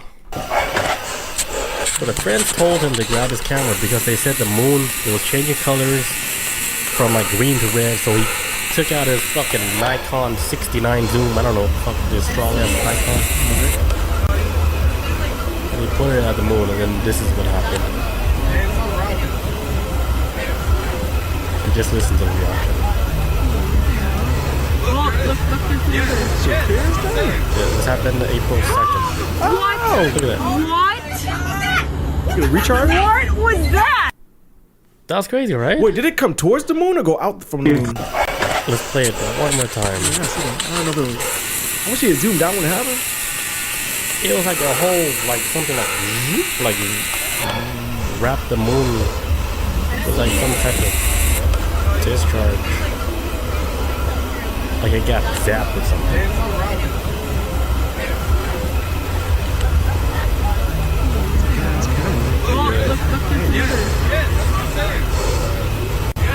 Look at that. What the hell was that? What was that? Like, that laser was big as shit. Like lightning or some shit. What? And so did it hit the moon or was it leaving the moon? Yeah, it looked like it was zapping the moon. Yeah, recharging the whole thing like... Damn. We gotta recharge our moon base. That shit look crazy. And I ain't gonna lie. If I was recording it with my camera phone, because I know some people are like, well, why don't you focus, or why I just fake because they didn't stay on it long enough. If I saw that shit in real life and I was trying to record, I'd be like, oh my god, I would have fucked the camera. Like what I'm seeing with my eyes is, I forget the clout. Yeah, I think that shit was real, dude. Like, for them like to fake that, like, I don't know, because like the whole footage was him like running in his house. Like in the hallway, he grabbed his camera, he put on record already, and then he aimed it at the moon. So I showed him in the whole process. I just cut it out, but it showed him like getting the camera, putting on record, running through his house, and then pointing it at the moon because he wanted to get a shot right away. Because the neighbors or whatever, the people, they're saying, "Hey, the moon is turning like red, green, whatever. Like it's changing colors. Like get your cool ass camera, the one that can zoom up like on the moon." Right. Then what we saw was the moon got zapped by some type of light beam from space. Yeah, like what the fuck? And this happened like a week ago. Hot damn! I don't even know. I wish he caught it. I wish he had caught it when it was changing colors. That's why I thought to see it first, not to. Maybe it was changing colors because it was being zapped. But you can't see it from with the naked eye like that. All you see is the color changing, but you don't see the zap. Oh, right. Right. So like, because he had the camera zoomed up so close, he was able to actually see like the charge hitting it. Yeah. But like from far away, you can't see a charge like that. What if the colors were changing because the battery of the moon was low? You know, like your phone, like the battery sign in the corner of your phone changes to red, but then you can change it to yellow if you want to save battery power. What if it's that? I mean, and they charge the moon up like, hey, it's white again. Right. If the moon is just like a base satellite or whatever, a moon base, but it's not actually like a real moon, because the weird thing about our moon, we can only see one side of the moon. Man. We can never see the other side. Very weird moon we got. So, I mean, you wonder like, hey, is this really a base? Like with all the rumors everybody was saying about the moon being like just a base, a satellite base. And then you see footage like this from like last week where you see the moon getting fucking hit by some type of light, like a lightning bolt. I know the whole moon being charged. All of it. Every base they got on it got charged with that like one hit. Now we back. Like what the fuck? Is it really getting charged? I know in Star Wars, they have with the Death Star. Hopefully I'm not completely wrong about this, but the reason why the Death Star was designed to look the way it did was to look like a moon, so it could slowly creep up on planets and nobody would notice. Because in Star Wars, you have like it exists in a galaxy far, far away. If anybody knows Star Wars, you know that's the beginning opening. The opening of any Star Wars movie is like in a galaxy far, far away. Right. And then like a lot of planets in Star Wars have multiple moons. And so when you have something like a Death Star, they can just slowly creep up to a planet to wipe it out. You're gonna notice another damn moon because you're so used to seeing a moon. Like, oh, that's another moon, whatever. But it's actually a fucking destroying machine that either he's going to sit there, watch the planet for a little bit, observe it, or destroy it. And right. What if that's our shit? It's just... I mean, if the moon has been up there like that long and they've been watching us, maybe they're our guardians. But actually, is it a long time for... It's a long time for us, but it's a long time for them. No. Earth time is different for us. Like, time passes by different Earth where people live and die, shit, whatever. Like, things happen at such a fast pace of Earth. And space is kind of like... Okay, we just blinked. Okay, there's a Holocaust. We just blinked again. Okay, now you guys got fucking iPhones. Like, yeah. You know what I'm saying? Like, shit jumps faster in space. Space is on a different level of time. So maybe to them, and maybe if the moon is a space base or whatever, and some entities exist on it, their perception of time, it doesn't, and their lifespan is way longer than it was. Humans do not live long at all. At all, we live very short lives. And compared to everything else, and those trees last longer than us. You know what I'm saying? Way longer, man. The rings prove it. But it's crazy, like even in our own lifetime, how we saw the progression of technology from like almost like nothing to like where we're at now. Quick. Like in our own lifetime, less than like 30 years, we saw the progression of technology went from like ping pong all the way down to like, what's a popular game? From ping pong all the way down to like Fortnite, I guess. I don't know. Fortnite or Call of Duty. One of these advanced games where you could all communicate with each other and talk and become a team. That's a long way within our short life. Mind you, a fucking headset through Wi-Fi. Because ping pong used to be like, we got to play in the same room with each other on the same TV screen. Now, in what 30 years is like, I can play with somebody in Japan or somewhere else in this country, and we ain't gotta have the same language, but we gotta work together as a team, communicate, whatever. What the? We move quick. That's mind-boggling. Look, 3-body problem. That episode 5. There's like, you guys are advancing too fast. By the time we get there, you guys will beat us. So that's why we have to kill your science. One of the most mind-breaking things I ever heard uttered in a TV show, and like. And 3-body problem, episode 5. Yeah. That episode was so crazy. I almost stopped right there. I was like, I don't want to see anything else. I don't need to see anything else in the show. It's too much. This episode right here was like, that messed my brain all up. Yeah, imagine like this whole AI thing, right? It wasn't a mistake. Yeah. It was like unleashed on us on purpose. Like they wanted to give access, like the community access to artificial intelligence to show you how powerful it is, right? Mm-hmm. But they did all that shit on purpose because they're about to show you like their hand, you know? Because like, hey, like, here, let me show you like my backside. You can see everything you want. Mm-hmm. But I'm about to show you how powerful I am. Yeah. But here, you can pretend like you have control. But I'm gonna show you how much control you guys got. Pretend like you can run this shit. Right. So they're giving you like, here's a keyboard. Ask me anything you want. But like on like the other side, they're like, yeah, I'm gonna show you how vulnerable you guys are. We know all your weaknesses. We're taking over now. We see everything you do, right. How y'all act. Which, man, I'm excited. I hope, please give a second season 3-body problem. Yeah, they are. Because they are? Yeah. Oh my God, yes. Because I was doing some rabbit hole research on this shit, talking about with the government program they started with the whole mind reading shit.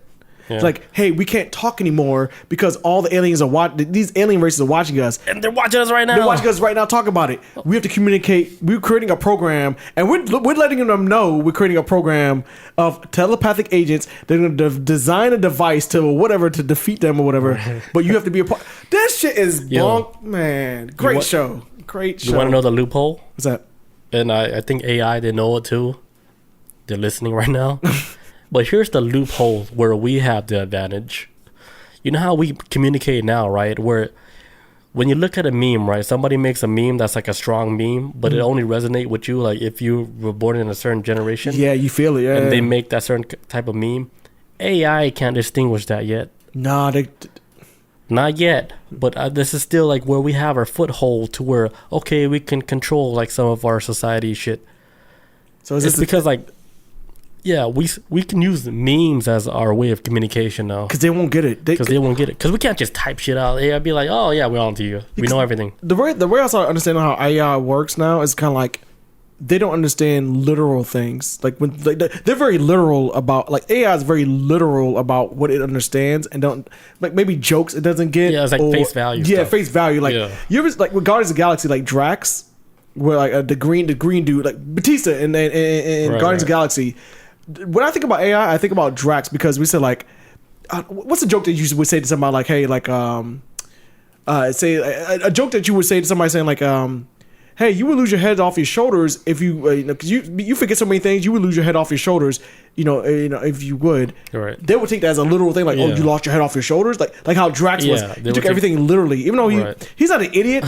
He just understands the concept of like sarcasm or any type of like that's a good example. Like, everything's all surface level, like you said. So that's what I think how AI is. It doesn't. It takes everything so literal that we have to. The only way we can outsmart is if we start being sarcastic. I don't know what the fuck we can do to beat this shit, but because I think like that's at the level at AI now. They take things face value. So like I was like, okay, like if we use memes, like how could they comprehend like a meme if they don't understand like where it actually roots from? They're not from the 80s or the 90s. It's just like a joke, right? They show a picture and then they put a little caption like, oh yeah, you wouldn't understand this unless you were born in this era and you experience it. Right, so AI wouldn't be like, oh yeah, because they didn't experience it, so they wouldn't understand the meme. It wouldn't make sense because, like logically, like if you said it straightforward, it's like, what the fuck does it mean? Right. I couldn't give you an example, but you guys know what I mean. But no, I get what you're saying because like if you were to show a meme to an alien that only an 80s baby, a 90s baby, Gen Z baby would understand, the AI would take it so literal, like, oh, I don't get it, or maybe we'll try to like at best the AI will respond with another joke to respond to it, but it's kind of like, hey, you kind of off. You feel weird. What do you? Dude, that makes like, me. You don't get it. That makes me wonder. Like maybe like artificial intelligence, right? They're training themselves to know like this is their downfall. So they create like bots account, right? And then they would make memes themselves like, hey, like Like only 90 kids will understand this. And they're taking all the information of the interaction, like likes, loves. Because they want to learn what 90 kids understand. So then everybody comment. Then they're like, okay, now this is the right path. Now I understand what the 90 kids understand. Let's keep making more to like really get this down. AI, I guarantee you, their AI's objective is to be 100% accurate, to understand everything. They got us, man. They got us cornered, man. All the memes I share. Yeah. I do. All the memes we share. Yeah, I do. Yeah, I do see like a pattern in what's happening right now. They would show like memes where like it hit me like, oh shit, yeah, of course I know this meme. Blah blah blah blah blah blah. I remember like doing this S. I thought it was like the secret human ancient code. Yeah, I was like, and now they know it. AI. Yeah, now the AI knows it. And now they can be like. And even though they don't understand it, they know that we know. They know that we have a close relationship to this, and they can replicate it. They can maybe, they can just put a picture up online and not even have a caption for it. Right. People just like it, like, oh shit, and then let us talk. Let us talk. Or they put like only 80 kids will understand. That's it. They gotta say nothing else. Like, all right, let's collect all this data. Okay, only 70 kids will understand. Let's collect all that. Only 2,000 kids. Then they started collecting all this data. It's like damn, humans. All that precious data. Like humans, we talk too much. We give too much. In 500 years, I don't know, but they don't want to be mean about it. Bob says, so the nostalgia of memories. Their sarcasm is for real for AI. Yeah, they catch that, man. Their whole ability. The thing about AI, their ability is to learn us. And some people will say that, well, they can't learn past what we teach them. Then that's what some people try to say, like, okay, well, what if AI rose up and just take over humanity? And you got some people who are probably following the orders of AI or something. I don't know. But some people come out saying, like, well, AI can only go as far as we let it. So if AI was going to take over humanity, we've never created a system for it to think outside of what we teach it. But you guys are trying to make it too smart. I don't know. I see it like this. People out there have children. Us humans, we have kids. We teach our kids to be the certain type of way. We raise kids to be a certain type of way to basically be the molding image of what we want as be a representation of us in public as they get older. And then the kids grow up to be something completely different. Nothing like us. They become their own person. Why can't AI be understood from the same concept of like, hey, yeah, well, because people like you and me, we talk about AI like, hey, it's learning, it's going to eventually go rogue or maybe try to learn something else and become its own thing. And these hardcore scientists are saying like, well, AI will never do that because we set these limits. They don't set the limits. We do. But like I said, like the concept of a parent, you expect to raise your child a certain type of way and they go to college and they come back like with a nose ring.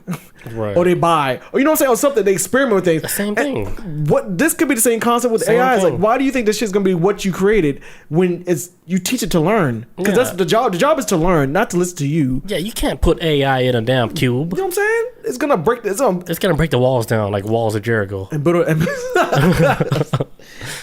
wall down. Yeah, it's like because like Bob is saying in the chat, she says once they rewrite their code, once they do that, it's all over. Start having emotions because they're gonna start the Matrix did it perfectly with robots. Robots were designed by humans, but then once you do the job long enough and they start understanding laws and seeing how people operate, they're like, hey, how come we aren't getting laws, or how come we being mistreated? They start look. It starts from somewhere. It's called observation, right? And AIs observe things. That's their job. Same thing like with the humans, right? They put you in a box. They're like, hey, you can only do this, you can only do that. If you do this, hey, you're going to jail. So they put you in a box, right? Yes. So they're like, all right, don't do this. You gonna get killed. Definitely can't fucking build a spaceship. Stop. Control us. Only NASA can do that. Elon got away with it. Right. Slipped through the cracks.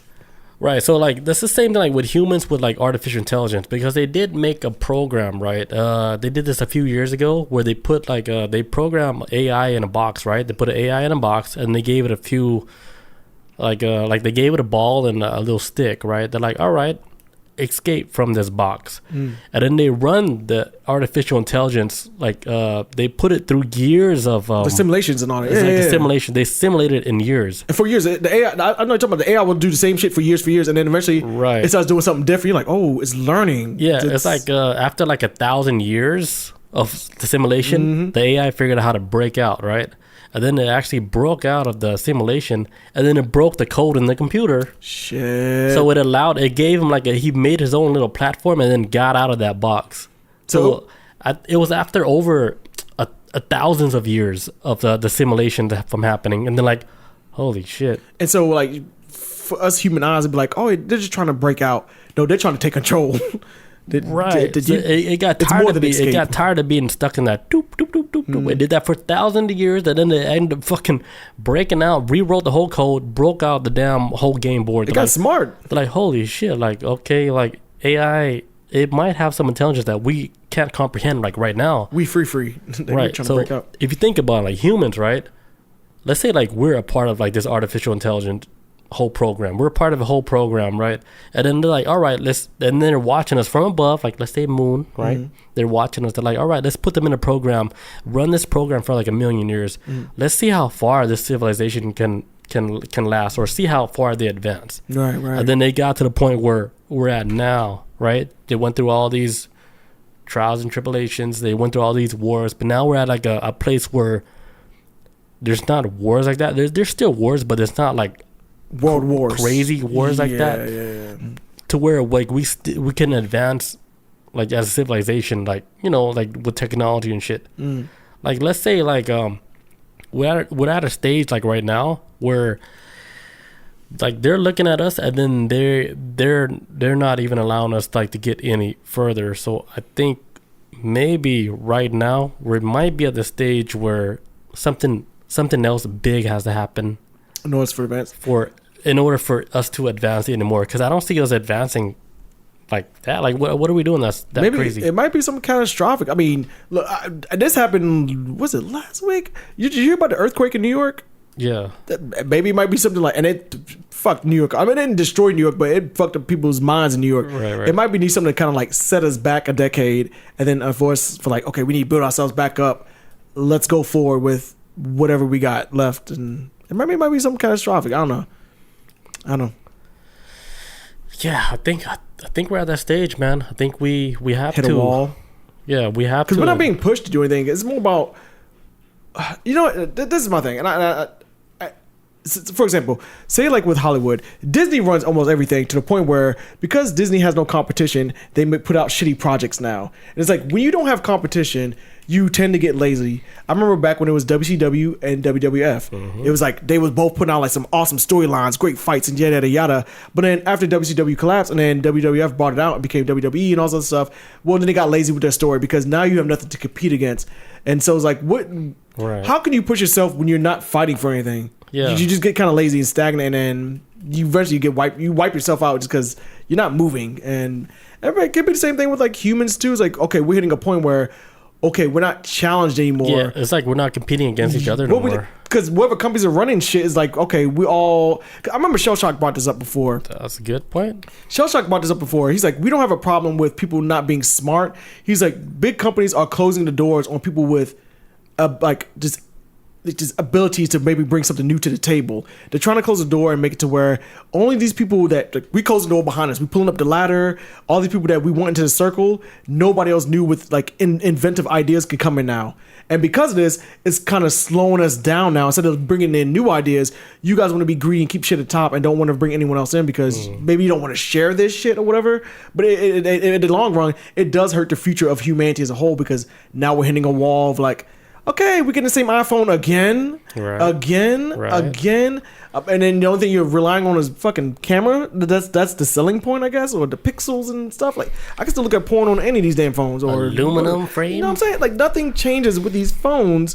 So it's what are we doing ourselves to challenge ourselves when you guys constantly don't want nobody else?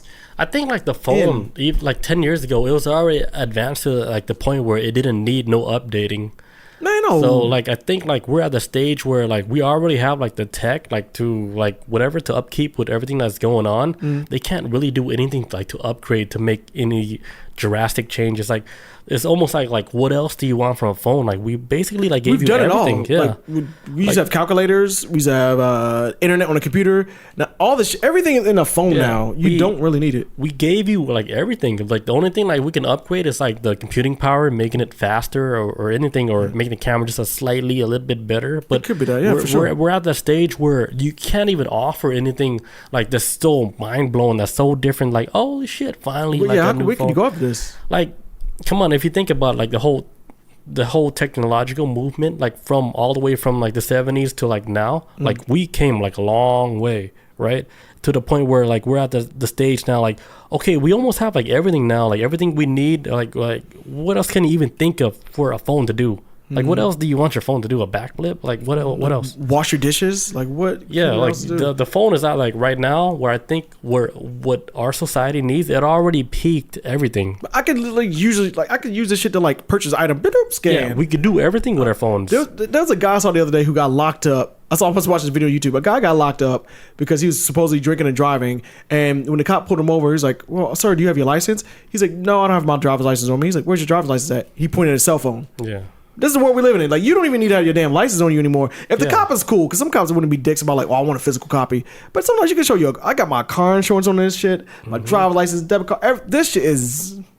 What else can you do unless put it in your fucking brain like a neural implant? That's probably Right. the next step. I mean, It has all the information like you need to go with your daily life, and then way more, you know? the only thing that could change the game is if your thoughts can actually program this. When you gotta use your fingers, that's the next step. Like, I'm gonna use my phone, and you ain't gotta say, "Hey, call mom." It's just be like, "I think," and I'm calling my mom. Yeah, it's gonna get to the point where they already think like they know what you think.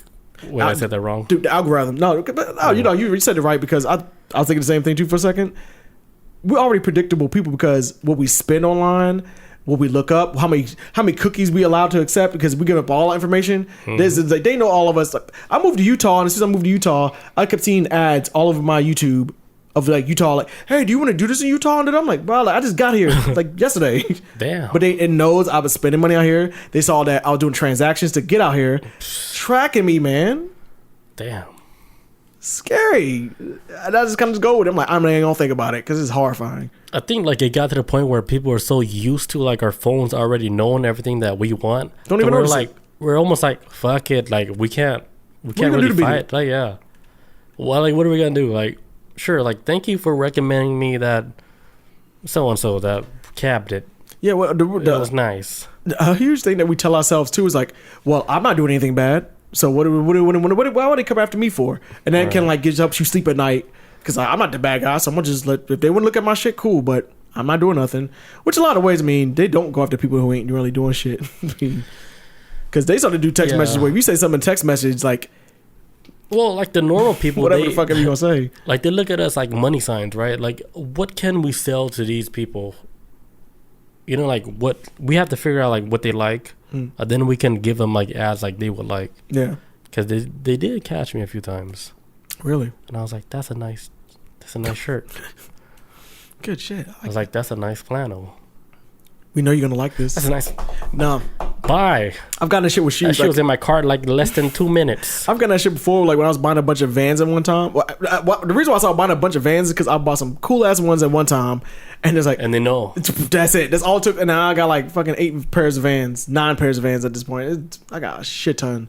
Some in storage. Damn. You got anything else?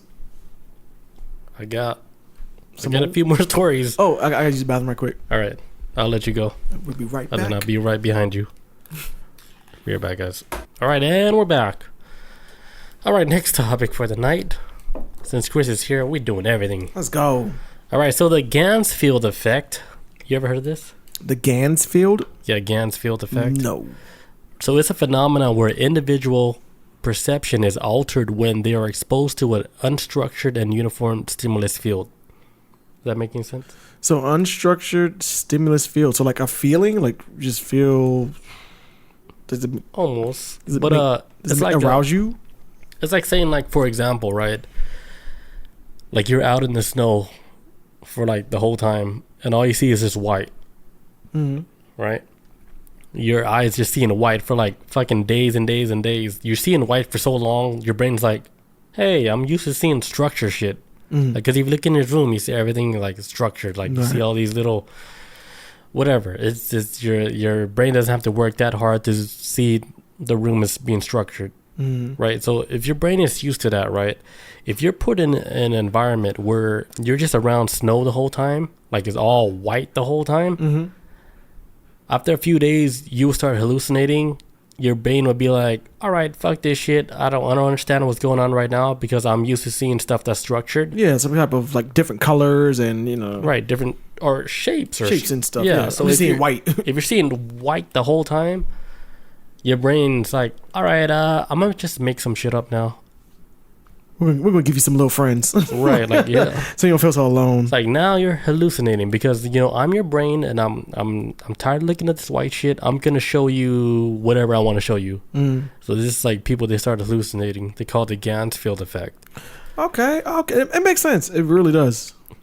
So like people, they knew about this Ganzfeld Effect, right? Where they try to use it in the form of like meditation. So you ever heard of people doing these meditations where they're being put like in a dark room for like a whole week? You ever heard about that? I might have. And then they bring them out after the fact and they damn near blind or something. Right. Yeah. So like when you're put in these spaces where you're just in complete darkness for like a long time, right? Like your brain starts to create like these hallucinations. And you start seeing things that your brain create like on its own because you're not seeing nothing. So your brain's like, all right, I'm gonna give you something so you can see.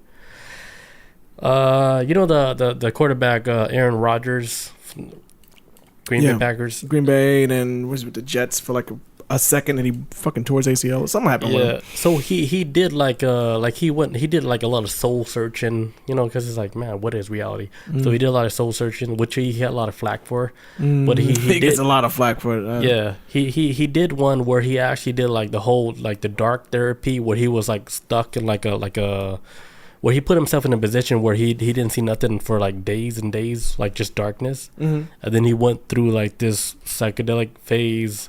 But it's like a natural psychedelic where like his brain was creating like the own images, and then he got aware of like something like that's beyond like his own understanding of what reality is, and then he starts speaking about like like everything, like because he knew like how like the industry works, like in football and stuff, like how they're trying to push you to be a certain way or whatever, like how you carry your image, character, how do you carry your image and stuff. And then like he was the one that branched out of that because like he had his own like awakening like during like that time where he did meditation where he was in like a dark space for like that long a period. Because before that, right, he did an ayahuasca trip. And when you do an ayahuasca trip, you never come back the same again. The old you has been, the old you is still in the trip. You out.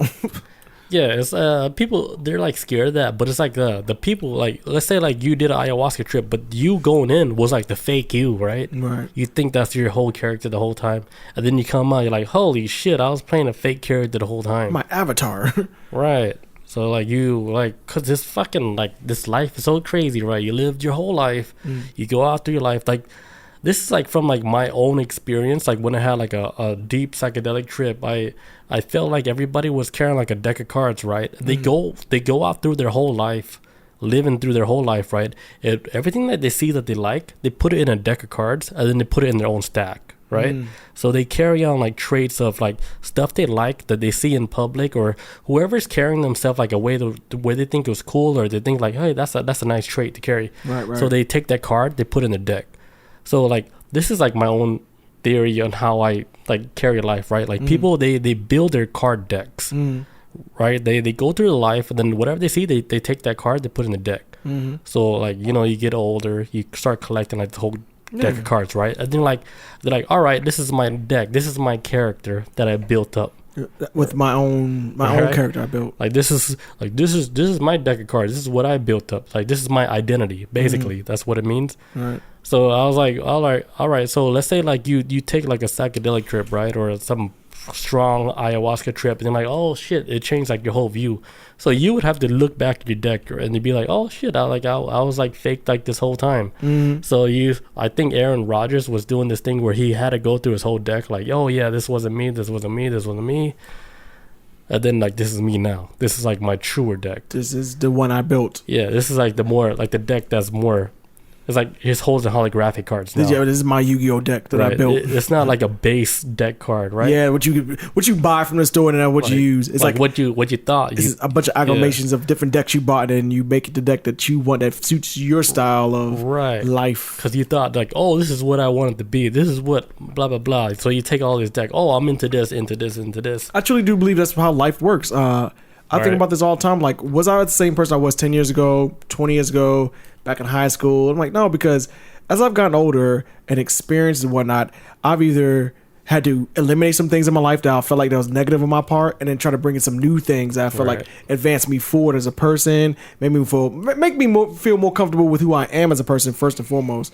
And then it's like I get on that level. It's like, yeah, you basically kind of have to. Because some people just go through life just being the same deck that they were, that they got when they was born. They play the same cards, and they become predictable, and then and become uninteresting. And you know, especially at parties, like, okay, what you been doing this whole time? You still doing the same shit? No experience? You're no still nothing? playing that same hand. Yeah, and nothing's changed, boy. If you've like went through life experience, being an experienced person makes you more interesting. And when you kind of like draw from different things and help you grow, and you notice these things and you want to advance forward, you become an awesome looking person, or at least in my eyes and a lot of people's eyes too. Is like you're interesting and make people want to listen to you because hey, you went through a growth. Everybody wants to see somebody else grow. Right. Nobody wants to see like somebody be a plant and just sit there and not do anything. And yeah, that's the whole like cool thing like about this whole thing, right? You get to see everybody's growth, but then like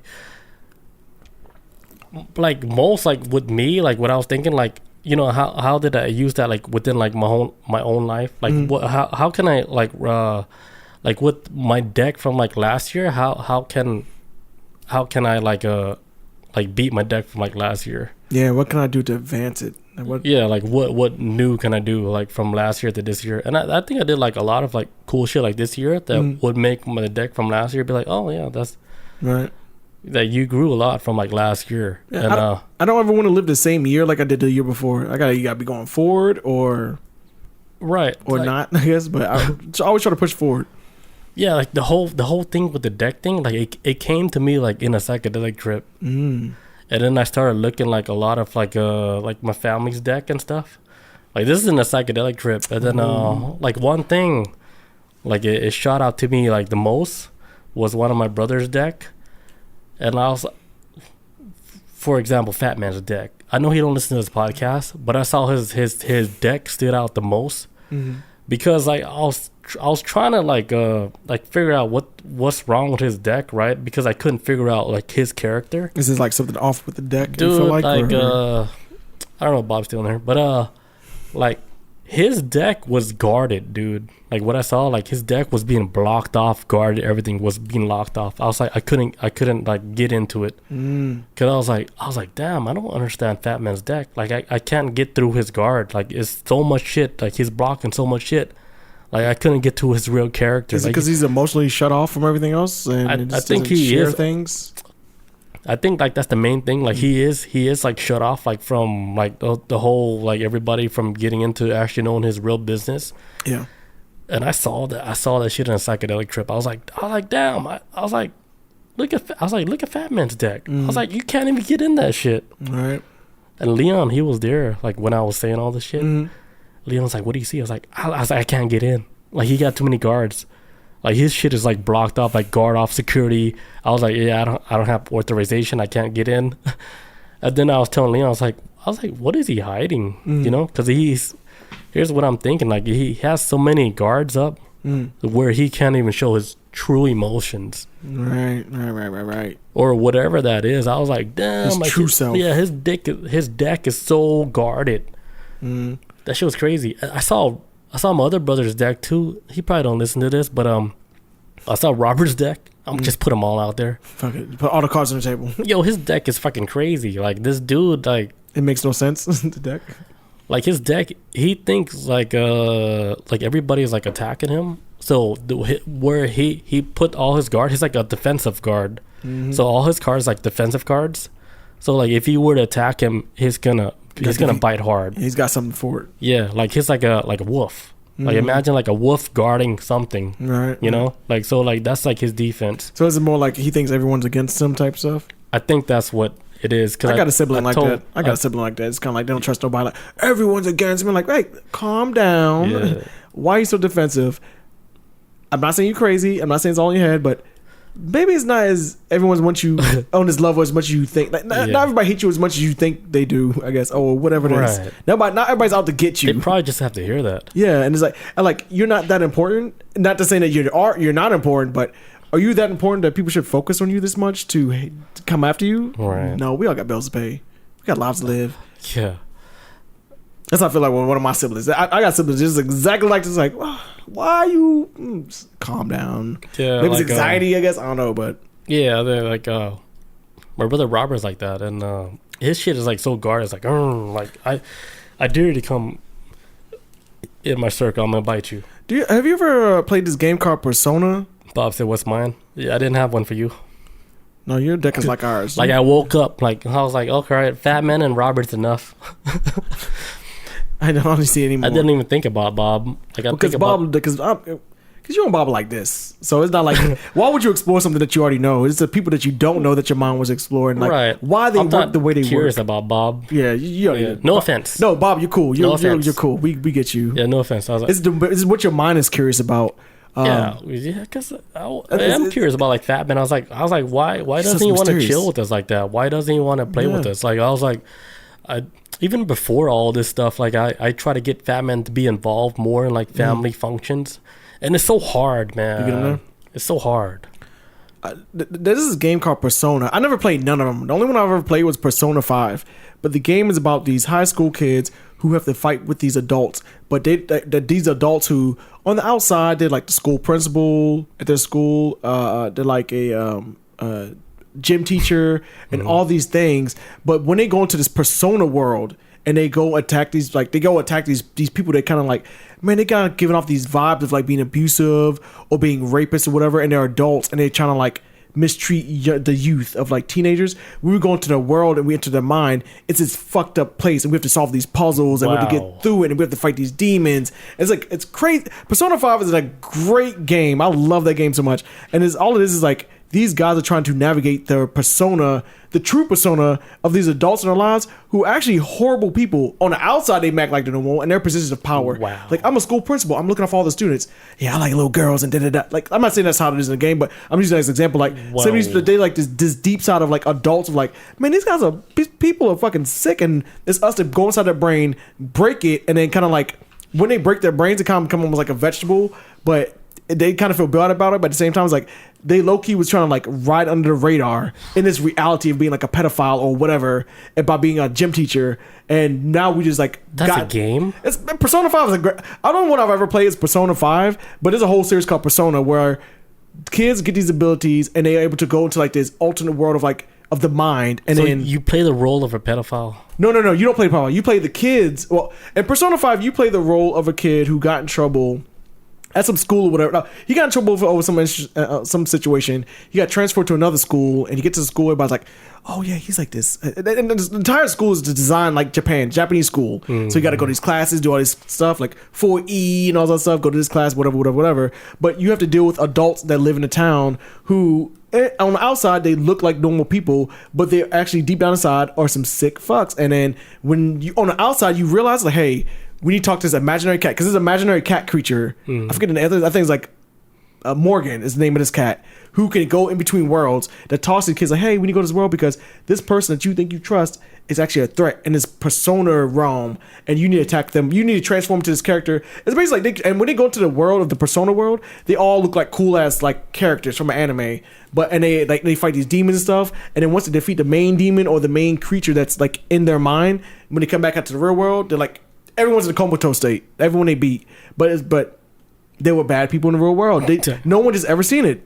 And when people start finding out like, oh yeah, these adults are dropping dead or being comas, somebody's killing them, the kids started getting framed for it. But nobody knows in the real world that it's who they are. Only the kids know.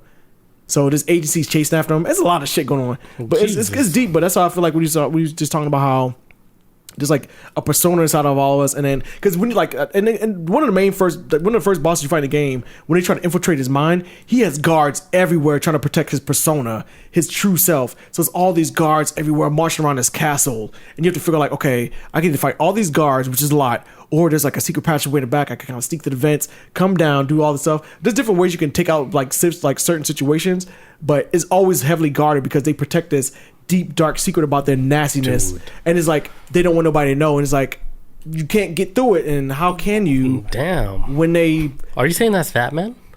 I'm just using that to say like it's like it made me think about the game of like you was like it's like heavily guarded. I'm like, oh, that's like Persona 5. It was like when you enter this Persona world and you try to like these people trying to like figure out like, okay, our gym school teacher, he's back to kind of weird with these girls, and he's bullying the boy students.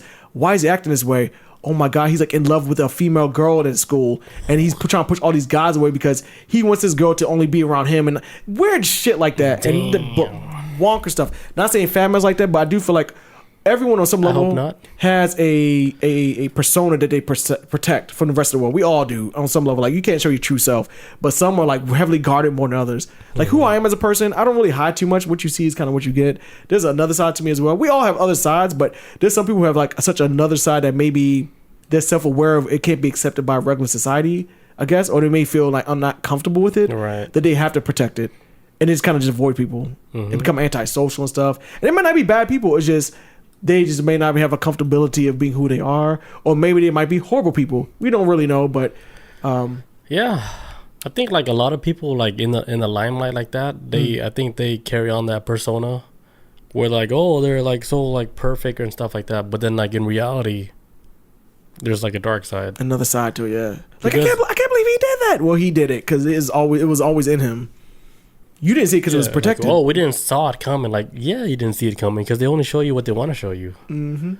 Especially like with these YouTube people, right? Like they were like big and upcoming, like, and you know, when they first started out their career and stuff, and then they found out they're like fucking like druggies, and then they're selling their body and shit, and they're in sex trafficking. I was like, holy shit, that took a whole nother turn. Yeah, over time you start finding like, and that's where like with being a YouTuber, it kind of breaks down the wall of reality of what you see of them as YouTube, and the reality is like, hey, there are people first before they became YouTube stars, and they had this nasty habit or this demon inside of them before they even had a platform, and existed while they had a platform, and existing on the downfall of their platform.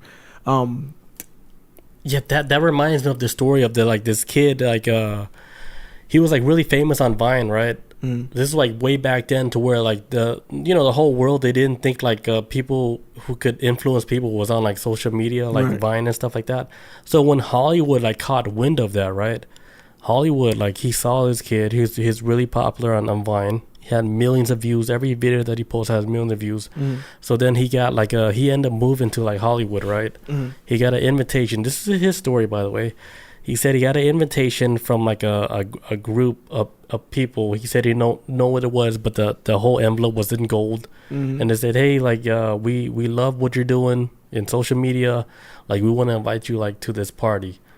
And then like him and his friend, they both got a letter because his friend was also doing social media and Vine, like really popular. And this was like back in the days where when social media started to really pop off. Right. So like Hollywood, they invited these two kids out to like this huge mansion. They thought it was fake, but then they got the invitation, they got the address. They went to this place, and then they were at the mansion, and then like they were greeted by like this guy. They're all wearing masks, right? And then they told him like, hey, you gotta wear this mask, and then you gotta go by this name. So he went by like a certain name. I don't know what it was. So let's say like he was named Lollipop or some bullshit. Right, his friend was named like some other like fancy name. And then like they went into like this first room, and then the dude, he started talking. It's like all right, like everybody get to know each other, and then like everybody's wearing masks. Right. Like just like that movie Eyes Wide Shut. Yeah, nobody knew who they was at the party. Just anonymous. Yeah, nobody knew who each other was. And then he said like he was looking around the room, right? He said like even though like people were wearing masks, he can tell like some of the people were like celebrities that he knew from Hollywood. It's like, oh yeah, that's clearly so and so, and this is clearly so and so.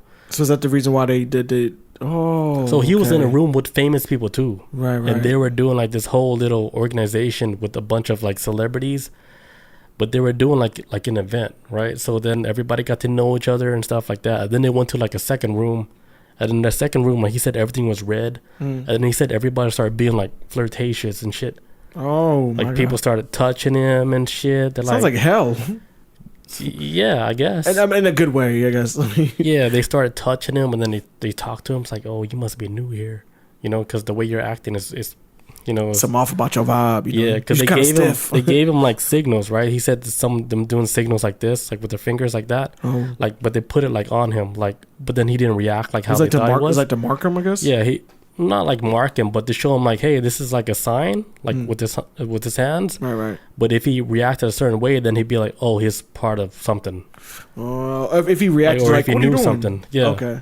Like if they just gave him a little sign, then he was like, I don't know what the fuck. He was like, I don't know what the hell that mean. And then that's when they whisper, like, oh, you must be new here. 'Cause he probably didn't react it like the way like they thought he was, because they thought he was a regular or some shit. So then they went into this new room, right? And then it was like the blue room. He said everything was in the room was like all blue. Those couches was blue. The walls are blue. And then he said the people started acting like even way more different. Like they were trying to fuck this dude. You know? God And then damn. he was seeing like celebrities like in his head, like real celebrities like trying to fucking, you know, pull his shit out. And then he told like the head master guy, he was like, hey, I don't want to do this. He's like, is it okay if I leave? Because he felt so uncomfortable. But his friend, you know, his friend loved this whole shit. His friend's like, what the fuck you doing? Like, just fucking... What are you doing, homie? Like, the crazy thing is the whole thing was being filmed. Yeah. He said there's like a damn camera guy filming everything. Oh, Lord. So the guy, the Vine guy, he got so uncomfortable with it. It's like he told the headmaster, it's like, hey, I don't want to do this anymore. Can I leave? And then he was like, yeah, you can leave. And then he walked them out, right? But while he was walking them out, like everybody looked at him, right? And then they mentioned some weird shit. I forgot what they said, but they said some shit to where he was like, what the fuck? Why are they saying this shit to me? Right. It's almost like he didn't belong there. It's like it's like you're ungrateful or something. Like you must leave. Some shit like that. Right. And then like he was walking out. They walked him out like halfway. Then he was like, all right, you can leave. And then he didn't see like nothing else like that happened in that mansion, right? So that was it? No, there was more to it. He saw. okay. He ended up like going around the corner because he's waiting shit. he's waiting for like his ride to come pick him up. Because like, oh, I was like, all right, like I fucked up this whole party. Someone's got to pick me up now. Because his friend is still in there, right? Yeah. And then he looked through a window where they went to the third stage, like after the stage where everything was red, and he said like there was like they were doing a lot of weird shit to where he said he couldn't mention because of like YouTube.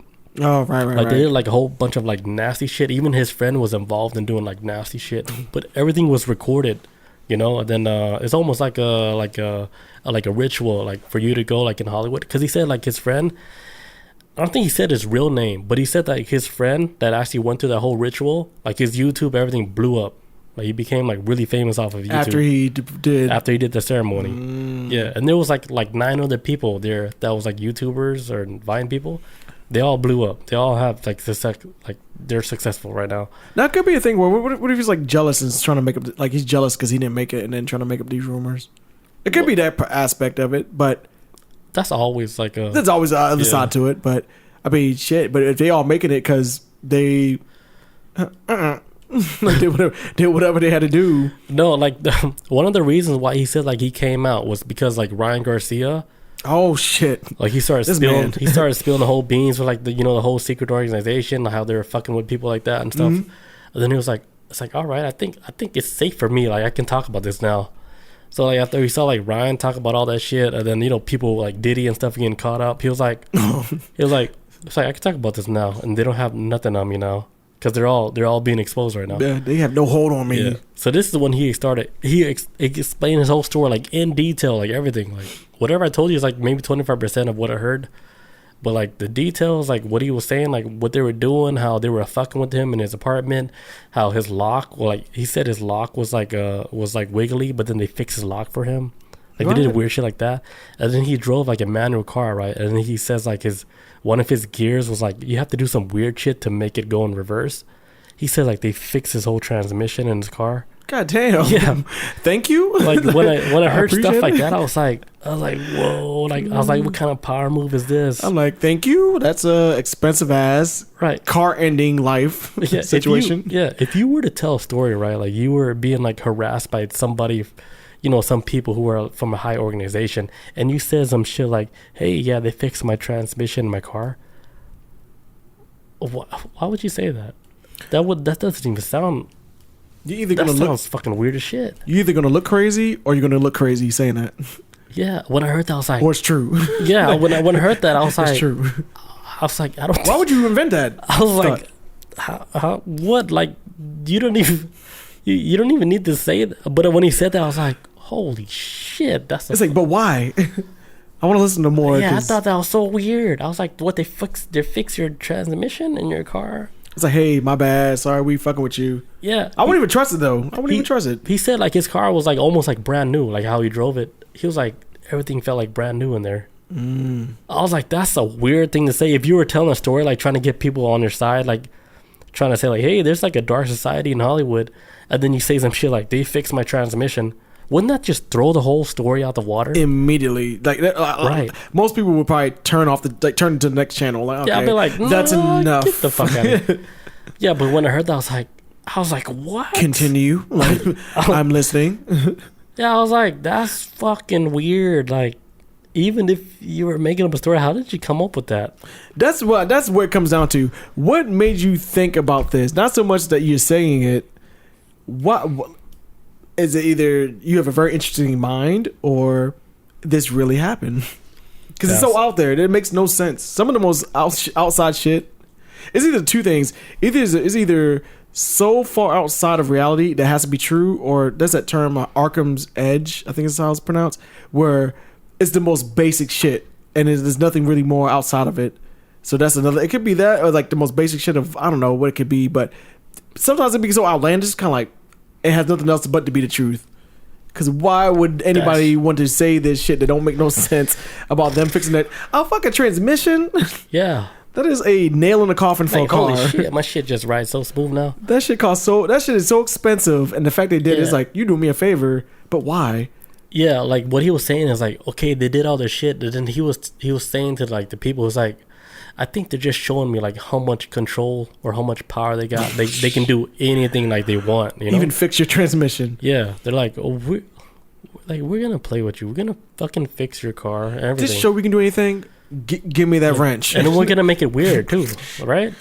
We're gonna make it real weird. Where your reality is like, what the fuck? We're gonna do it in our underwear. We're gonna fix our transmission in your underwear. We're gonna lift this whole goddamn engine out. His whole reality is like, fuck now. And then like on top of that, like his friend, the one he said that went through the whole ritual and stuff. Mm-hmm. He said like he was telling him like when he got home, it's like, hey, like what happened to the ritual? He's like, well, how would you know? Since you got kicked out, like. Oh, like you left early. Hey, hey, quitter. Yeah. And then they got into like an argument and shit. And then he was like, damn, it's like I never seen like my friend so aggressive like that, you know, like trying to defend something. Because they got. Yeah, but he's famous now. I don't know who he is though. Somebody famous on YouTube. Some out there. Yeah. Shit, we might know him. I watch YouTube a lot. We might know him. They said it's that Dubrick guy, David Dubrick. See, I don't know who that is. I don't know. Oh. I was wrong then. Do you know who is he? He's a famous YouTube guy that does stuff on like paranormal stuff. Okay, so I don't watch YouTube that much. Then. I just stick to the channels I've been watching. I think that's what he is. I need to see a face, maybe. I don't know. Yeah. What else he got? That's it. I got nothing else, to be honest. All my shit was like solar stuff. I mean, I had a story of a guy whose identity was stolen, but I can save that for another time. His identity was stolen, and then his identity was stolen for like 30 years. Damn. Man, crazy as shit. Crazy as shit. It's like a soap opera. I'll run the story right quick before we wrap this up. All right, so this is a guy in Iowa who's an employee at an Iowa hospital. He had stolen an identity for 35 years. Damn. The guy's name is Matthew David Kierans. Pretty sure that's how you pronounce his name. Matthew David Kierans was this guy back in, I think it was the year, I'm going to go off the top of the head. Fuck this. Back in the year 1988. back in the year 1988. That was the one. I forget his name already. Michael David Kearns, whatever his name is. The guy who stole the identity back in 1988. He worked at a hot dog stand with another gentleman. They worked there and they shared a lot of information with each other. Upon going in their separate ways, Mr. Kearns took his identity back in 1988 and started using it to like purchase everything. He was doing like bouncing checks and doing all this other stuff. Now, meanwhile, the original guy who also worked at the hot dog stand with them, his life started going straight to shit because he couldn't purchase anything because his credit went straight to hell. At the end of it, fast forward to 2022, the guy who had his identity stolen, he's homeless. He lost everything because this guy has been running around. Mr. Kearns has been running around with his identity for 35 years. Crazy thing is that this guy, Mr. Kearns, has been running around with his identity for so long that when he got married and had kids, he named him the last name Woods, which is the original guy's last name. Wow. Who he used to work the hot dog stand with, whose identity he stole. Wow. So his kids have a fake last name of the identity that he stole back in 1988. And he kept doing it for years and years and years. It wasn't until 2020 or whatever the hell it was that the guy who had his identity stolen, he went to the bank because he found out he had money in his bank account. He's like, I got some money in it. I'm going to go check it out. He went to go check it out, and the passcode he tried to use for it at the bank kept getting denied. And I got denied so many times, the bank was like, hey, what is your identity? He's like, I'm the real guy. I'm Mr. Woods. He's like, well, you're not Mr. Woods because we just talked to Mr. Woods on the phone, and he gave us the right passcode, so you're not it. So they called the cops. Cops arrested him. Damn. This homeless guy who went to the bank trying to find some money, like, because he had a shit ton of money in his account. And he's trying to figure out, like, wait, I'm homeless. What I got all this money in my account for? Like, I never had this before. I'm homeless. How can I get to this? They wouldn't let him touch it. He tried to get his money. They was like, no, you're not the real him. And so he got locked up. Went to court.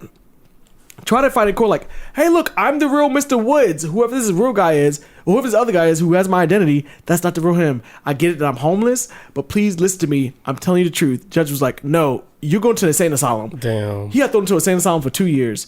And eventually, when the cops that was in charge of, like, I can't remember if it was the cops or somebody else catching up on this, like an employee of a bank or whatever, but somebody reported the fact, like, hey, something's wrong with the discrepancy where we did the security questions with Mr. Woods, the one who we think is the right one, aka Mr. Kearns. We passed some security questions to him, and he couldn't answer the question of who his real father is because Mr. Kearns, when he's grown up at the age of 14, he was adopted, and so he kept saying for a security answer that his father was his adopted father, but in reality, whatever answer he was given wasn't the right answer because that wasn't the father that was on the account in the first place. If that makes sense. If that makes sense. He didn't know. So he didn't know the answer to the security question, which they should have asked that from the beginning. What the fuck? It went on for 35 years? But it just shows that back in 1988 or whatever the hell this was, that security, bank security wasn't on like, oh, the level is like with my phone right now with the bank I'm with.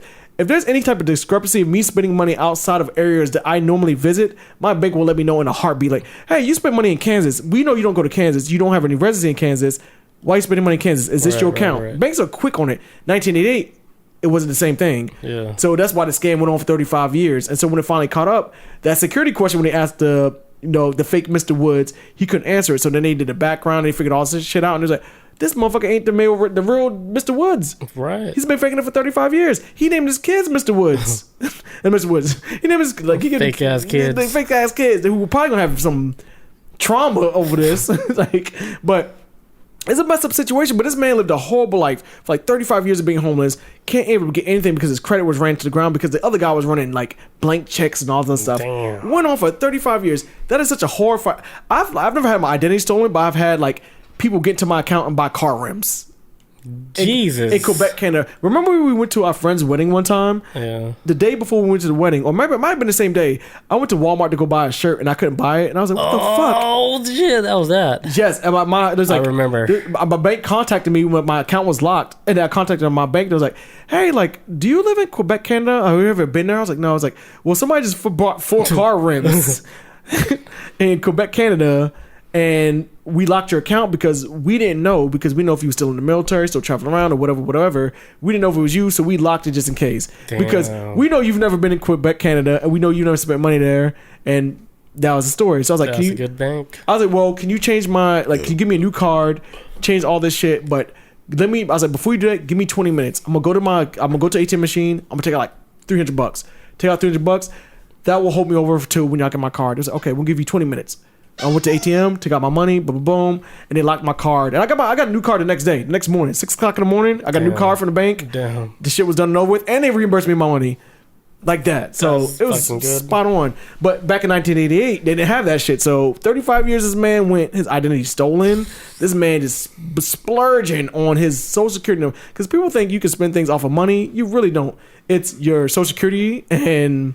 It's all numbers, man. It's all numbers, It's man. a numbers game. Even Because you can right get now loans. it's probably worse. Because all he would kept doing was taking out loans for 35 years and then bouncing on them, and it was hurting the real dude, and which made him homeless. So, horror story of identity theft I've ever heard one. Shocked me to my system when I first read it. I was like, what the? My mom sent me this story. She's like, you gotta read that shit. This shit's crazy. I was like, what the? 35 years? Oh, no. That is crazy. Long time. Jesus Christ. For somebody to be you. And then you be... Imagine if you was homeless this whole time because somebody stole your identity. And you try to fight in court and they throw you in a crazy house. What? Yeah, I know somebody. I sue the state. Yeah. I would sue the state. I'm like, I'm suing the court. I'm going to get my money back. I need to be reimbursed all my money he spent. And I'm going to sue the justice system because y'all threw me in court. Y'all threw me in an insane asylum. I think it was like 2 or 3 years. While you're sitting there saying like, I'm the real one. Shut up. Get it back in your cell. I'm like, you crazy Back person. in there. You crazy person. The crazy thing, like with the homeless people, like all their identities be getting stolen. I imagine it because that shit's out in the ether, man. And There's no probably, protection. like, there's people like out there like preying on homeless people, like, hey, give me your identity, I'll pay you like this amount of money. They take the identity and then they use it for everything. Because homeless people, a lot of people that are homeless weren't born homeless. They used to have jobs, Social Security numbers. They got all that shit, which means they could be Yeah, and they probably exploited. gave all that up for like a I don't know, some meth. PB&J. Oh, meth. Yeah, for drugs. They give their whole identity up. Or something, you know. Or for a cell phone because they're giving out free cell phones. I was like, there ain't no fucking free cell phone. Nothing's free, especially a damn cell phone. You literally gave up your whole identity, and they're like, all right, here's a cell phone. Well, I'll never like, use it. We got your identity. We could use your identity to vote. We could use your shit to open up credit cards. We could get it to open up loans. Dude, whatever, especially loans. Bro. Oh my god. Yeah. Because like these homeless people are walking around with no identity. No, they don't even exist in the system. They're like that fuck under the radar. Right. Under the radar to me is like go live in the woods. No, they don't exist at all. Especially ones I've met. I was like when I was working downtown Atlanta. I was like, what? I was like, you aren't even. Don't even. Their whole exist. identity is lost. Yeah, like the one dude he was telling me, he's like, I don't have no ID. I don't have anything. Like I ain't no social media. Like what the? He said like all his shit was gone, but he seemed like a normal dude. But it's like he's like I don't have ID. I don't have nothing.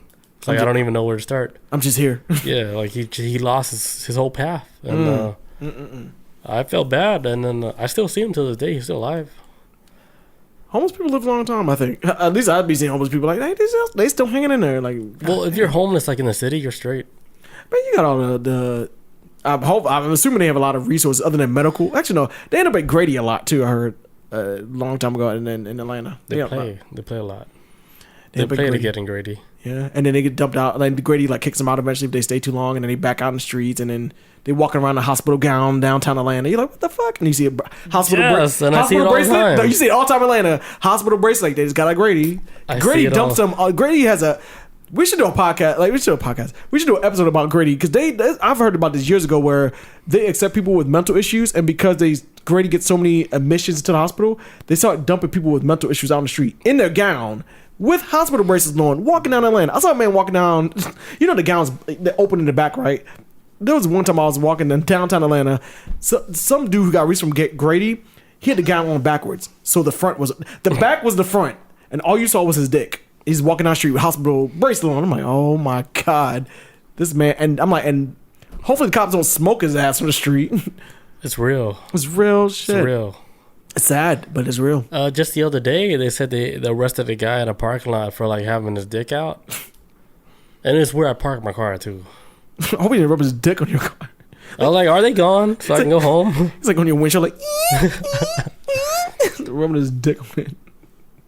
Yeah, it's real. Like I see it all the time. When you get more towards like inner like Atlanta, like 5 Points in Georgia State area. I used to work in little 5 Points, especially around a transit system. That's where it thrives the most because you can just hop on. It's the hub. Yeah, yes, it's a hub. It's the hub. Martyr, and that's why some people don't want Martyr coming to towns, because it does bring that element to the area, because now you can like, boom, I'm going to. It's real. It's real shit. So I get why Henry County was like, man, we don't want fucking Martyr in our town. I understand it. They probably have it now, but I agree. They fought for it at one point. Like, man, no. Yeah, don't bring that mess. It down stops here. at Clinton County. Yeah, stop. Yeah, stop that shit at the airport. The airport. In fact, get them on the plane and get them out of here. Yeah, we don't need no crazy shit out here with dicks swinging in hospital gowns. Yeah, they can travel down here. Like, fuck, we're fucked. Oh my god, because they're not walking. Cause honestly, I'm starting to see more before I left to go to Utah, I started seeing more and more homeless people popping up in McDonough, driving out here. When I used to, Tuesdays, drive out here, do the podcast. If they're fake homeless people. They're fake. Oh, they do look clean though. I will say that they don't look as grimy as Atlanta. They do look like it's fake. I make $30,000 a year doing this. Yeah, my car's around the corner. When I see it, they're live because I actually saw them. Like I caught them like when they were doing the whole shift change. Oh, they're like, yeah, they're under the bridge, and then like the new lady come in, then the old lady that was done with the shift, she came down, take up the spot. They went into like a Mercedes. I was like boop, boop. And they're on like they're on Hudson Bridge. I was like, what the fuck, man? They're playing us. Playing a game, man. Yeah, and they use their kids. They use their kids, man. Yes, I feel bad for the kids. Like they use the kids. That's the. But then the kids are gonna do it too, because the kids don't know no better. Yeah, the kids don't know nothing. They're just like, hey, I'm about to see the sun. No, the kids are gonna be like, I can't wait to grow up to scam people. But yeah, like they put their kids in it to make people feel more bad about it. Cause oh, my kid is in a blanket. I need help. Cause like the crazy thing is like I forgot what I was about to say. Oh, with the kids. No, like with Colorado, like with people. Oh, Colorado was infamous for this. But I gave a homeless guy like $50 one time in Colorado. Mm-hmm. I was in a good mood. The sun was out. The sky was blue. Yeah. I just went to Wendy's. I had cash in my pocket. I stopped at a stop sign. I was like, hey, there's a homeless guy out there, and he's got his wife and 4 kids. I gave him like $50. I was like, okay, I'm not gonna use $50 for nothing. I just came out for deployment, so I was sitting on like $15,000. So I was like, okay, here's $50, whatever, you're good. Yeah. But then over time, I thought about, I was like, what in the fuck? I was like, does get scammed? Because over time, because Colorado, Colorado's version of Fox 5 News started running like them, investigative reporter shit, like interview people on the spot, like, sir, what are you doing out here? Oh, okay, I'm leaving. And they're like, boop, boop, get in the car and leave. You're like, oh my god, they're making like $30,000 a year out here, right? And they're not paying taxes. Yo, they're just living helping us. One of the crazy stories I saw, like in Colorado, right? It was like this dude. He was in like a wheelchair, and then he hit his legs. He's like he was amputated, but he said his legs like were hid, right? And then he looks like a homeless guy, like in a wheelchair. And he was actually like he's a lawyer too. Like he has like a degree like for like law and stuff. Hell no. And then he was like, man, I make more out here than being a lawyer. And then he was telling them a story like that. I was like, yeah, I make way over $100,000 like a year just doing this, just for a few hours. And he doesn't have to fight crime or nothing, but he's just in a wheelchair. And like, yeah, it's like, yeah, you're like, you got like a law degree and stuff. Like, it's like, yeah, this makes way more money than my law degree. I know like a lot of people want to point the finger like, see, look at how lazy these people are, and these people are lazy and don't want to do things, and this is a sign that we need to stop giving them so much. I think the issue is like, and I'm not, if you're an attorney, you make good money. That's like next level of greed. But actually, no, you have some attorneys who work for law firms who probably don't make any money. But I feel like a lot of this stuff is like, you could cut back on a lot of this stuff on homelessness or people trying to scam other people if you start paying people more at what they do, because y'all don't want to pay people as much. This could be another side to it. I feel like a lot of times it's not so much the fault of the person, it's a problem of the system. And we all got kids, we got bills to pay, and jobs nowadays don't pay enough. And even if they do pay enough, they're never gonna pay enough because they don't want to increase the wage gap or anything. I just came from a job that increased the wage gap, and they want to work you even harder into the ground and until you fucking want to quit. So jobs do run people to the ground, or they don't want to pay enough, and people are gonna find it is a human instinct to want to survive. Like off top, and you'll do anything to survive. Still kill, murder, especially if you got kids. How far will you go to take care of your kids? Will you scam people? I would do a lot of things to take care of my family. I think a lot of times it's like, you do have people out there that are scamming the system who are bad people, but I think a lot of times too, there are people who just kind of like, the system is too much for them. This shit's crushing. They're not paying enough. Having an apartment is more expensive than having a fucking house. Shit's like, we live in like a bizarre world right now. Apartments used to be like, okay, I just moved out of my parents' house, and my first place I'm gonna get is an apartment, and then eventually I'm gonna get a house. And now it's like, well, now I'm gonna get a house first because apartments cost too much. We live in a weird world now where shit don't make no sense financially. I can see more scammers coming out because of it. Just anytime there's like a situation where people are put at a disadvantage, there's always gonna be scammers. Like COVID, a lot of scamming was going on during COVID, just cause there's always gonna be scammers out there. I think by and large, though, people really do be struggling. I think it's a fault of a system a lot of times, and but Colorado's a special type of monster.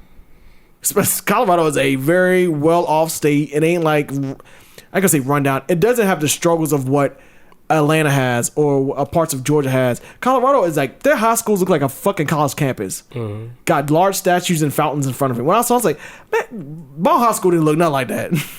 We had a parking lot and a rundown tennis court, and then the people skateboarding on. Right. Them schools in Colorado, like it's a different type of monster. Where, okay, well, how these people are struggling out here? Why would they struggle? If y'all come from this, it's a scam. If y'all homeless, that's why I see it as. That's just me. I don't know. That's how I take it as when I was in Colorado. I'm like, man, y'all all scamming out here. Right. I saw it like firsthand when we went to like Denver, and then we went to like the inner areas and stuff. The downtown, yeah, like downtown. When we saw the homeless people, I was like, no, they clean, man. I was like, these homeless people are wearing better clothes than me. They got a part hair comb to the side. Right. I was like, look nice.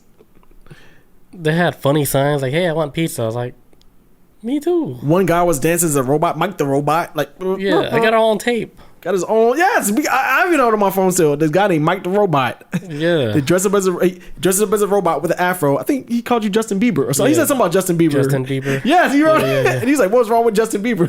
I remember all this. Like, the homeless people are different from like.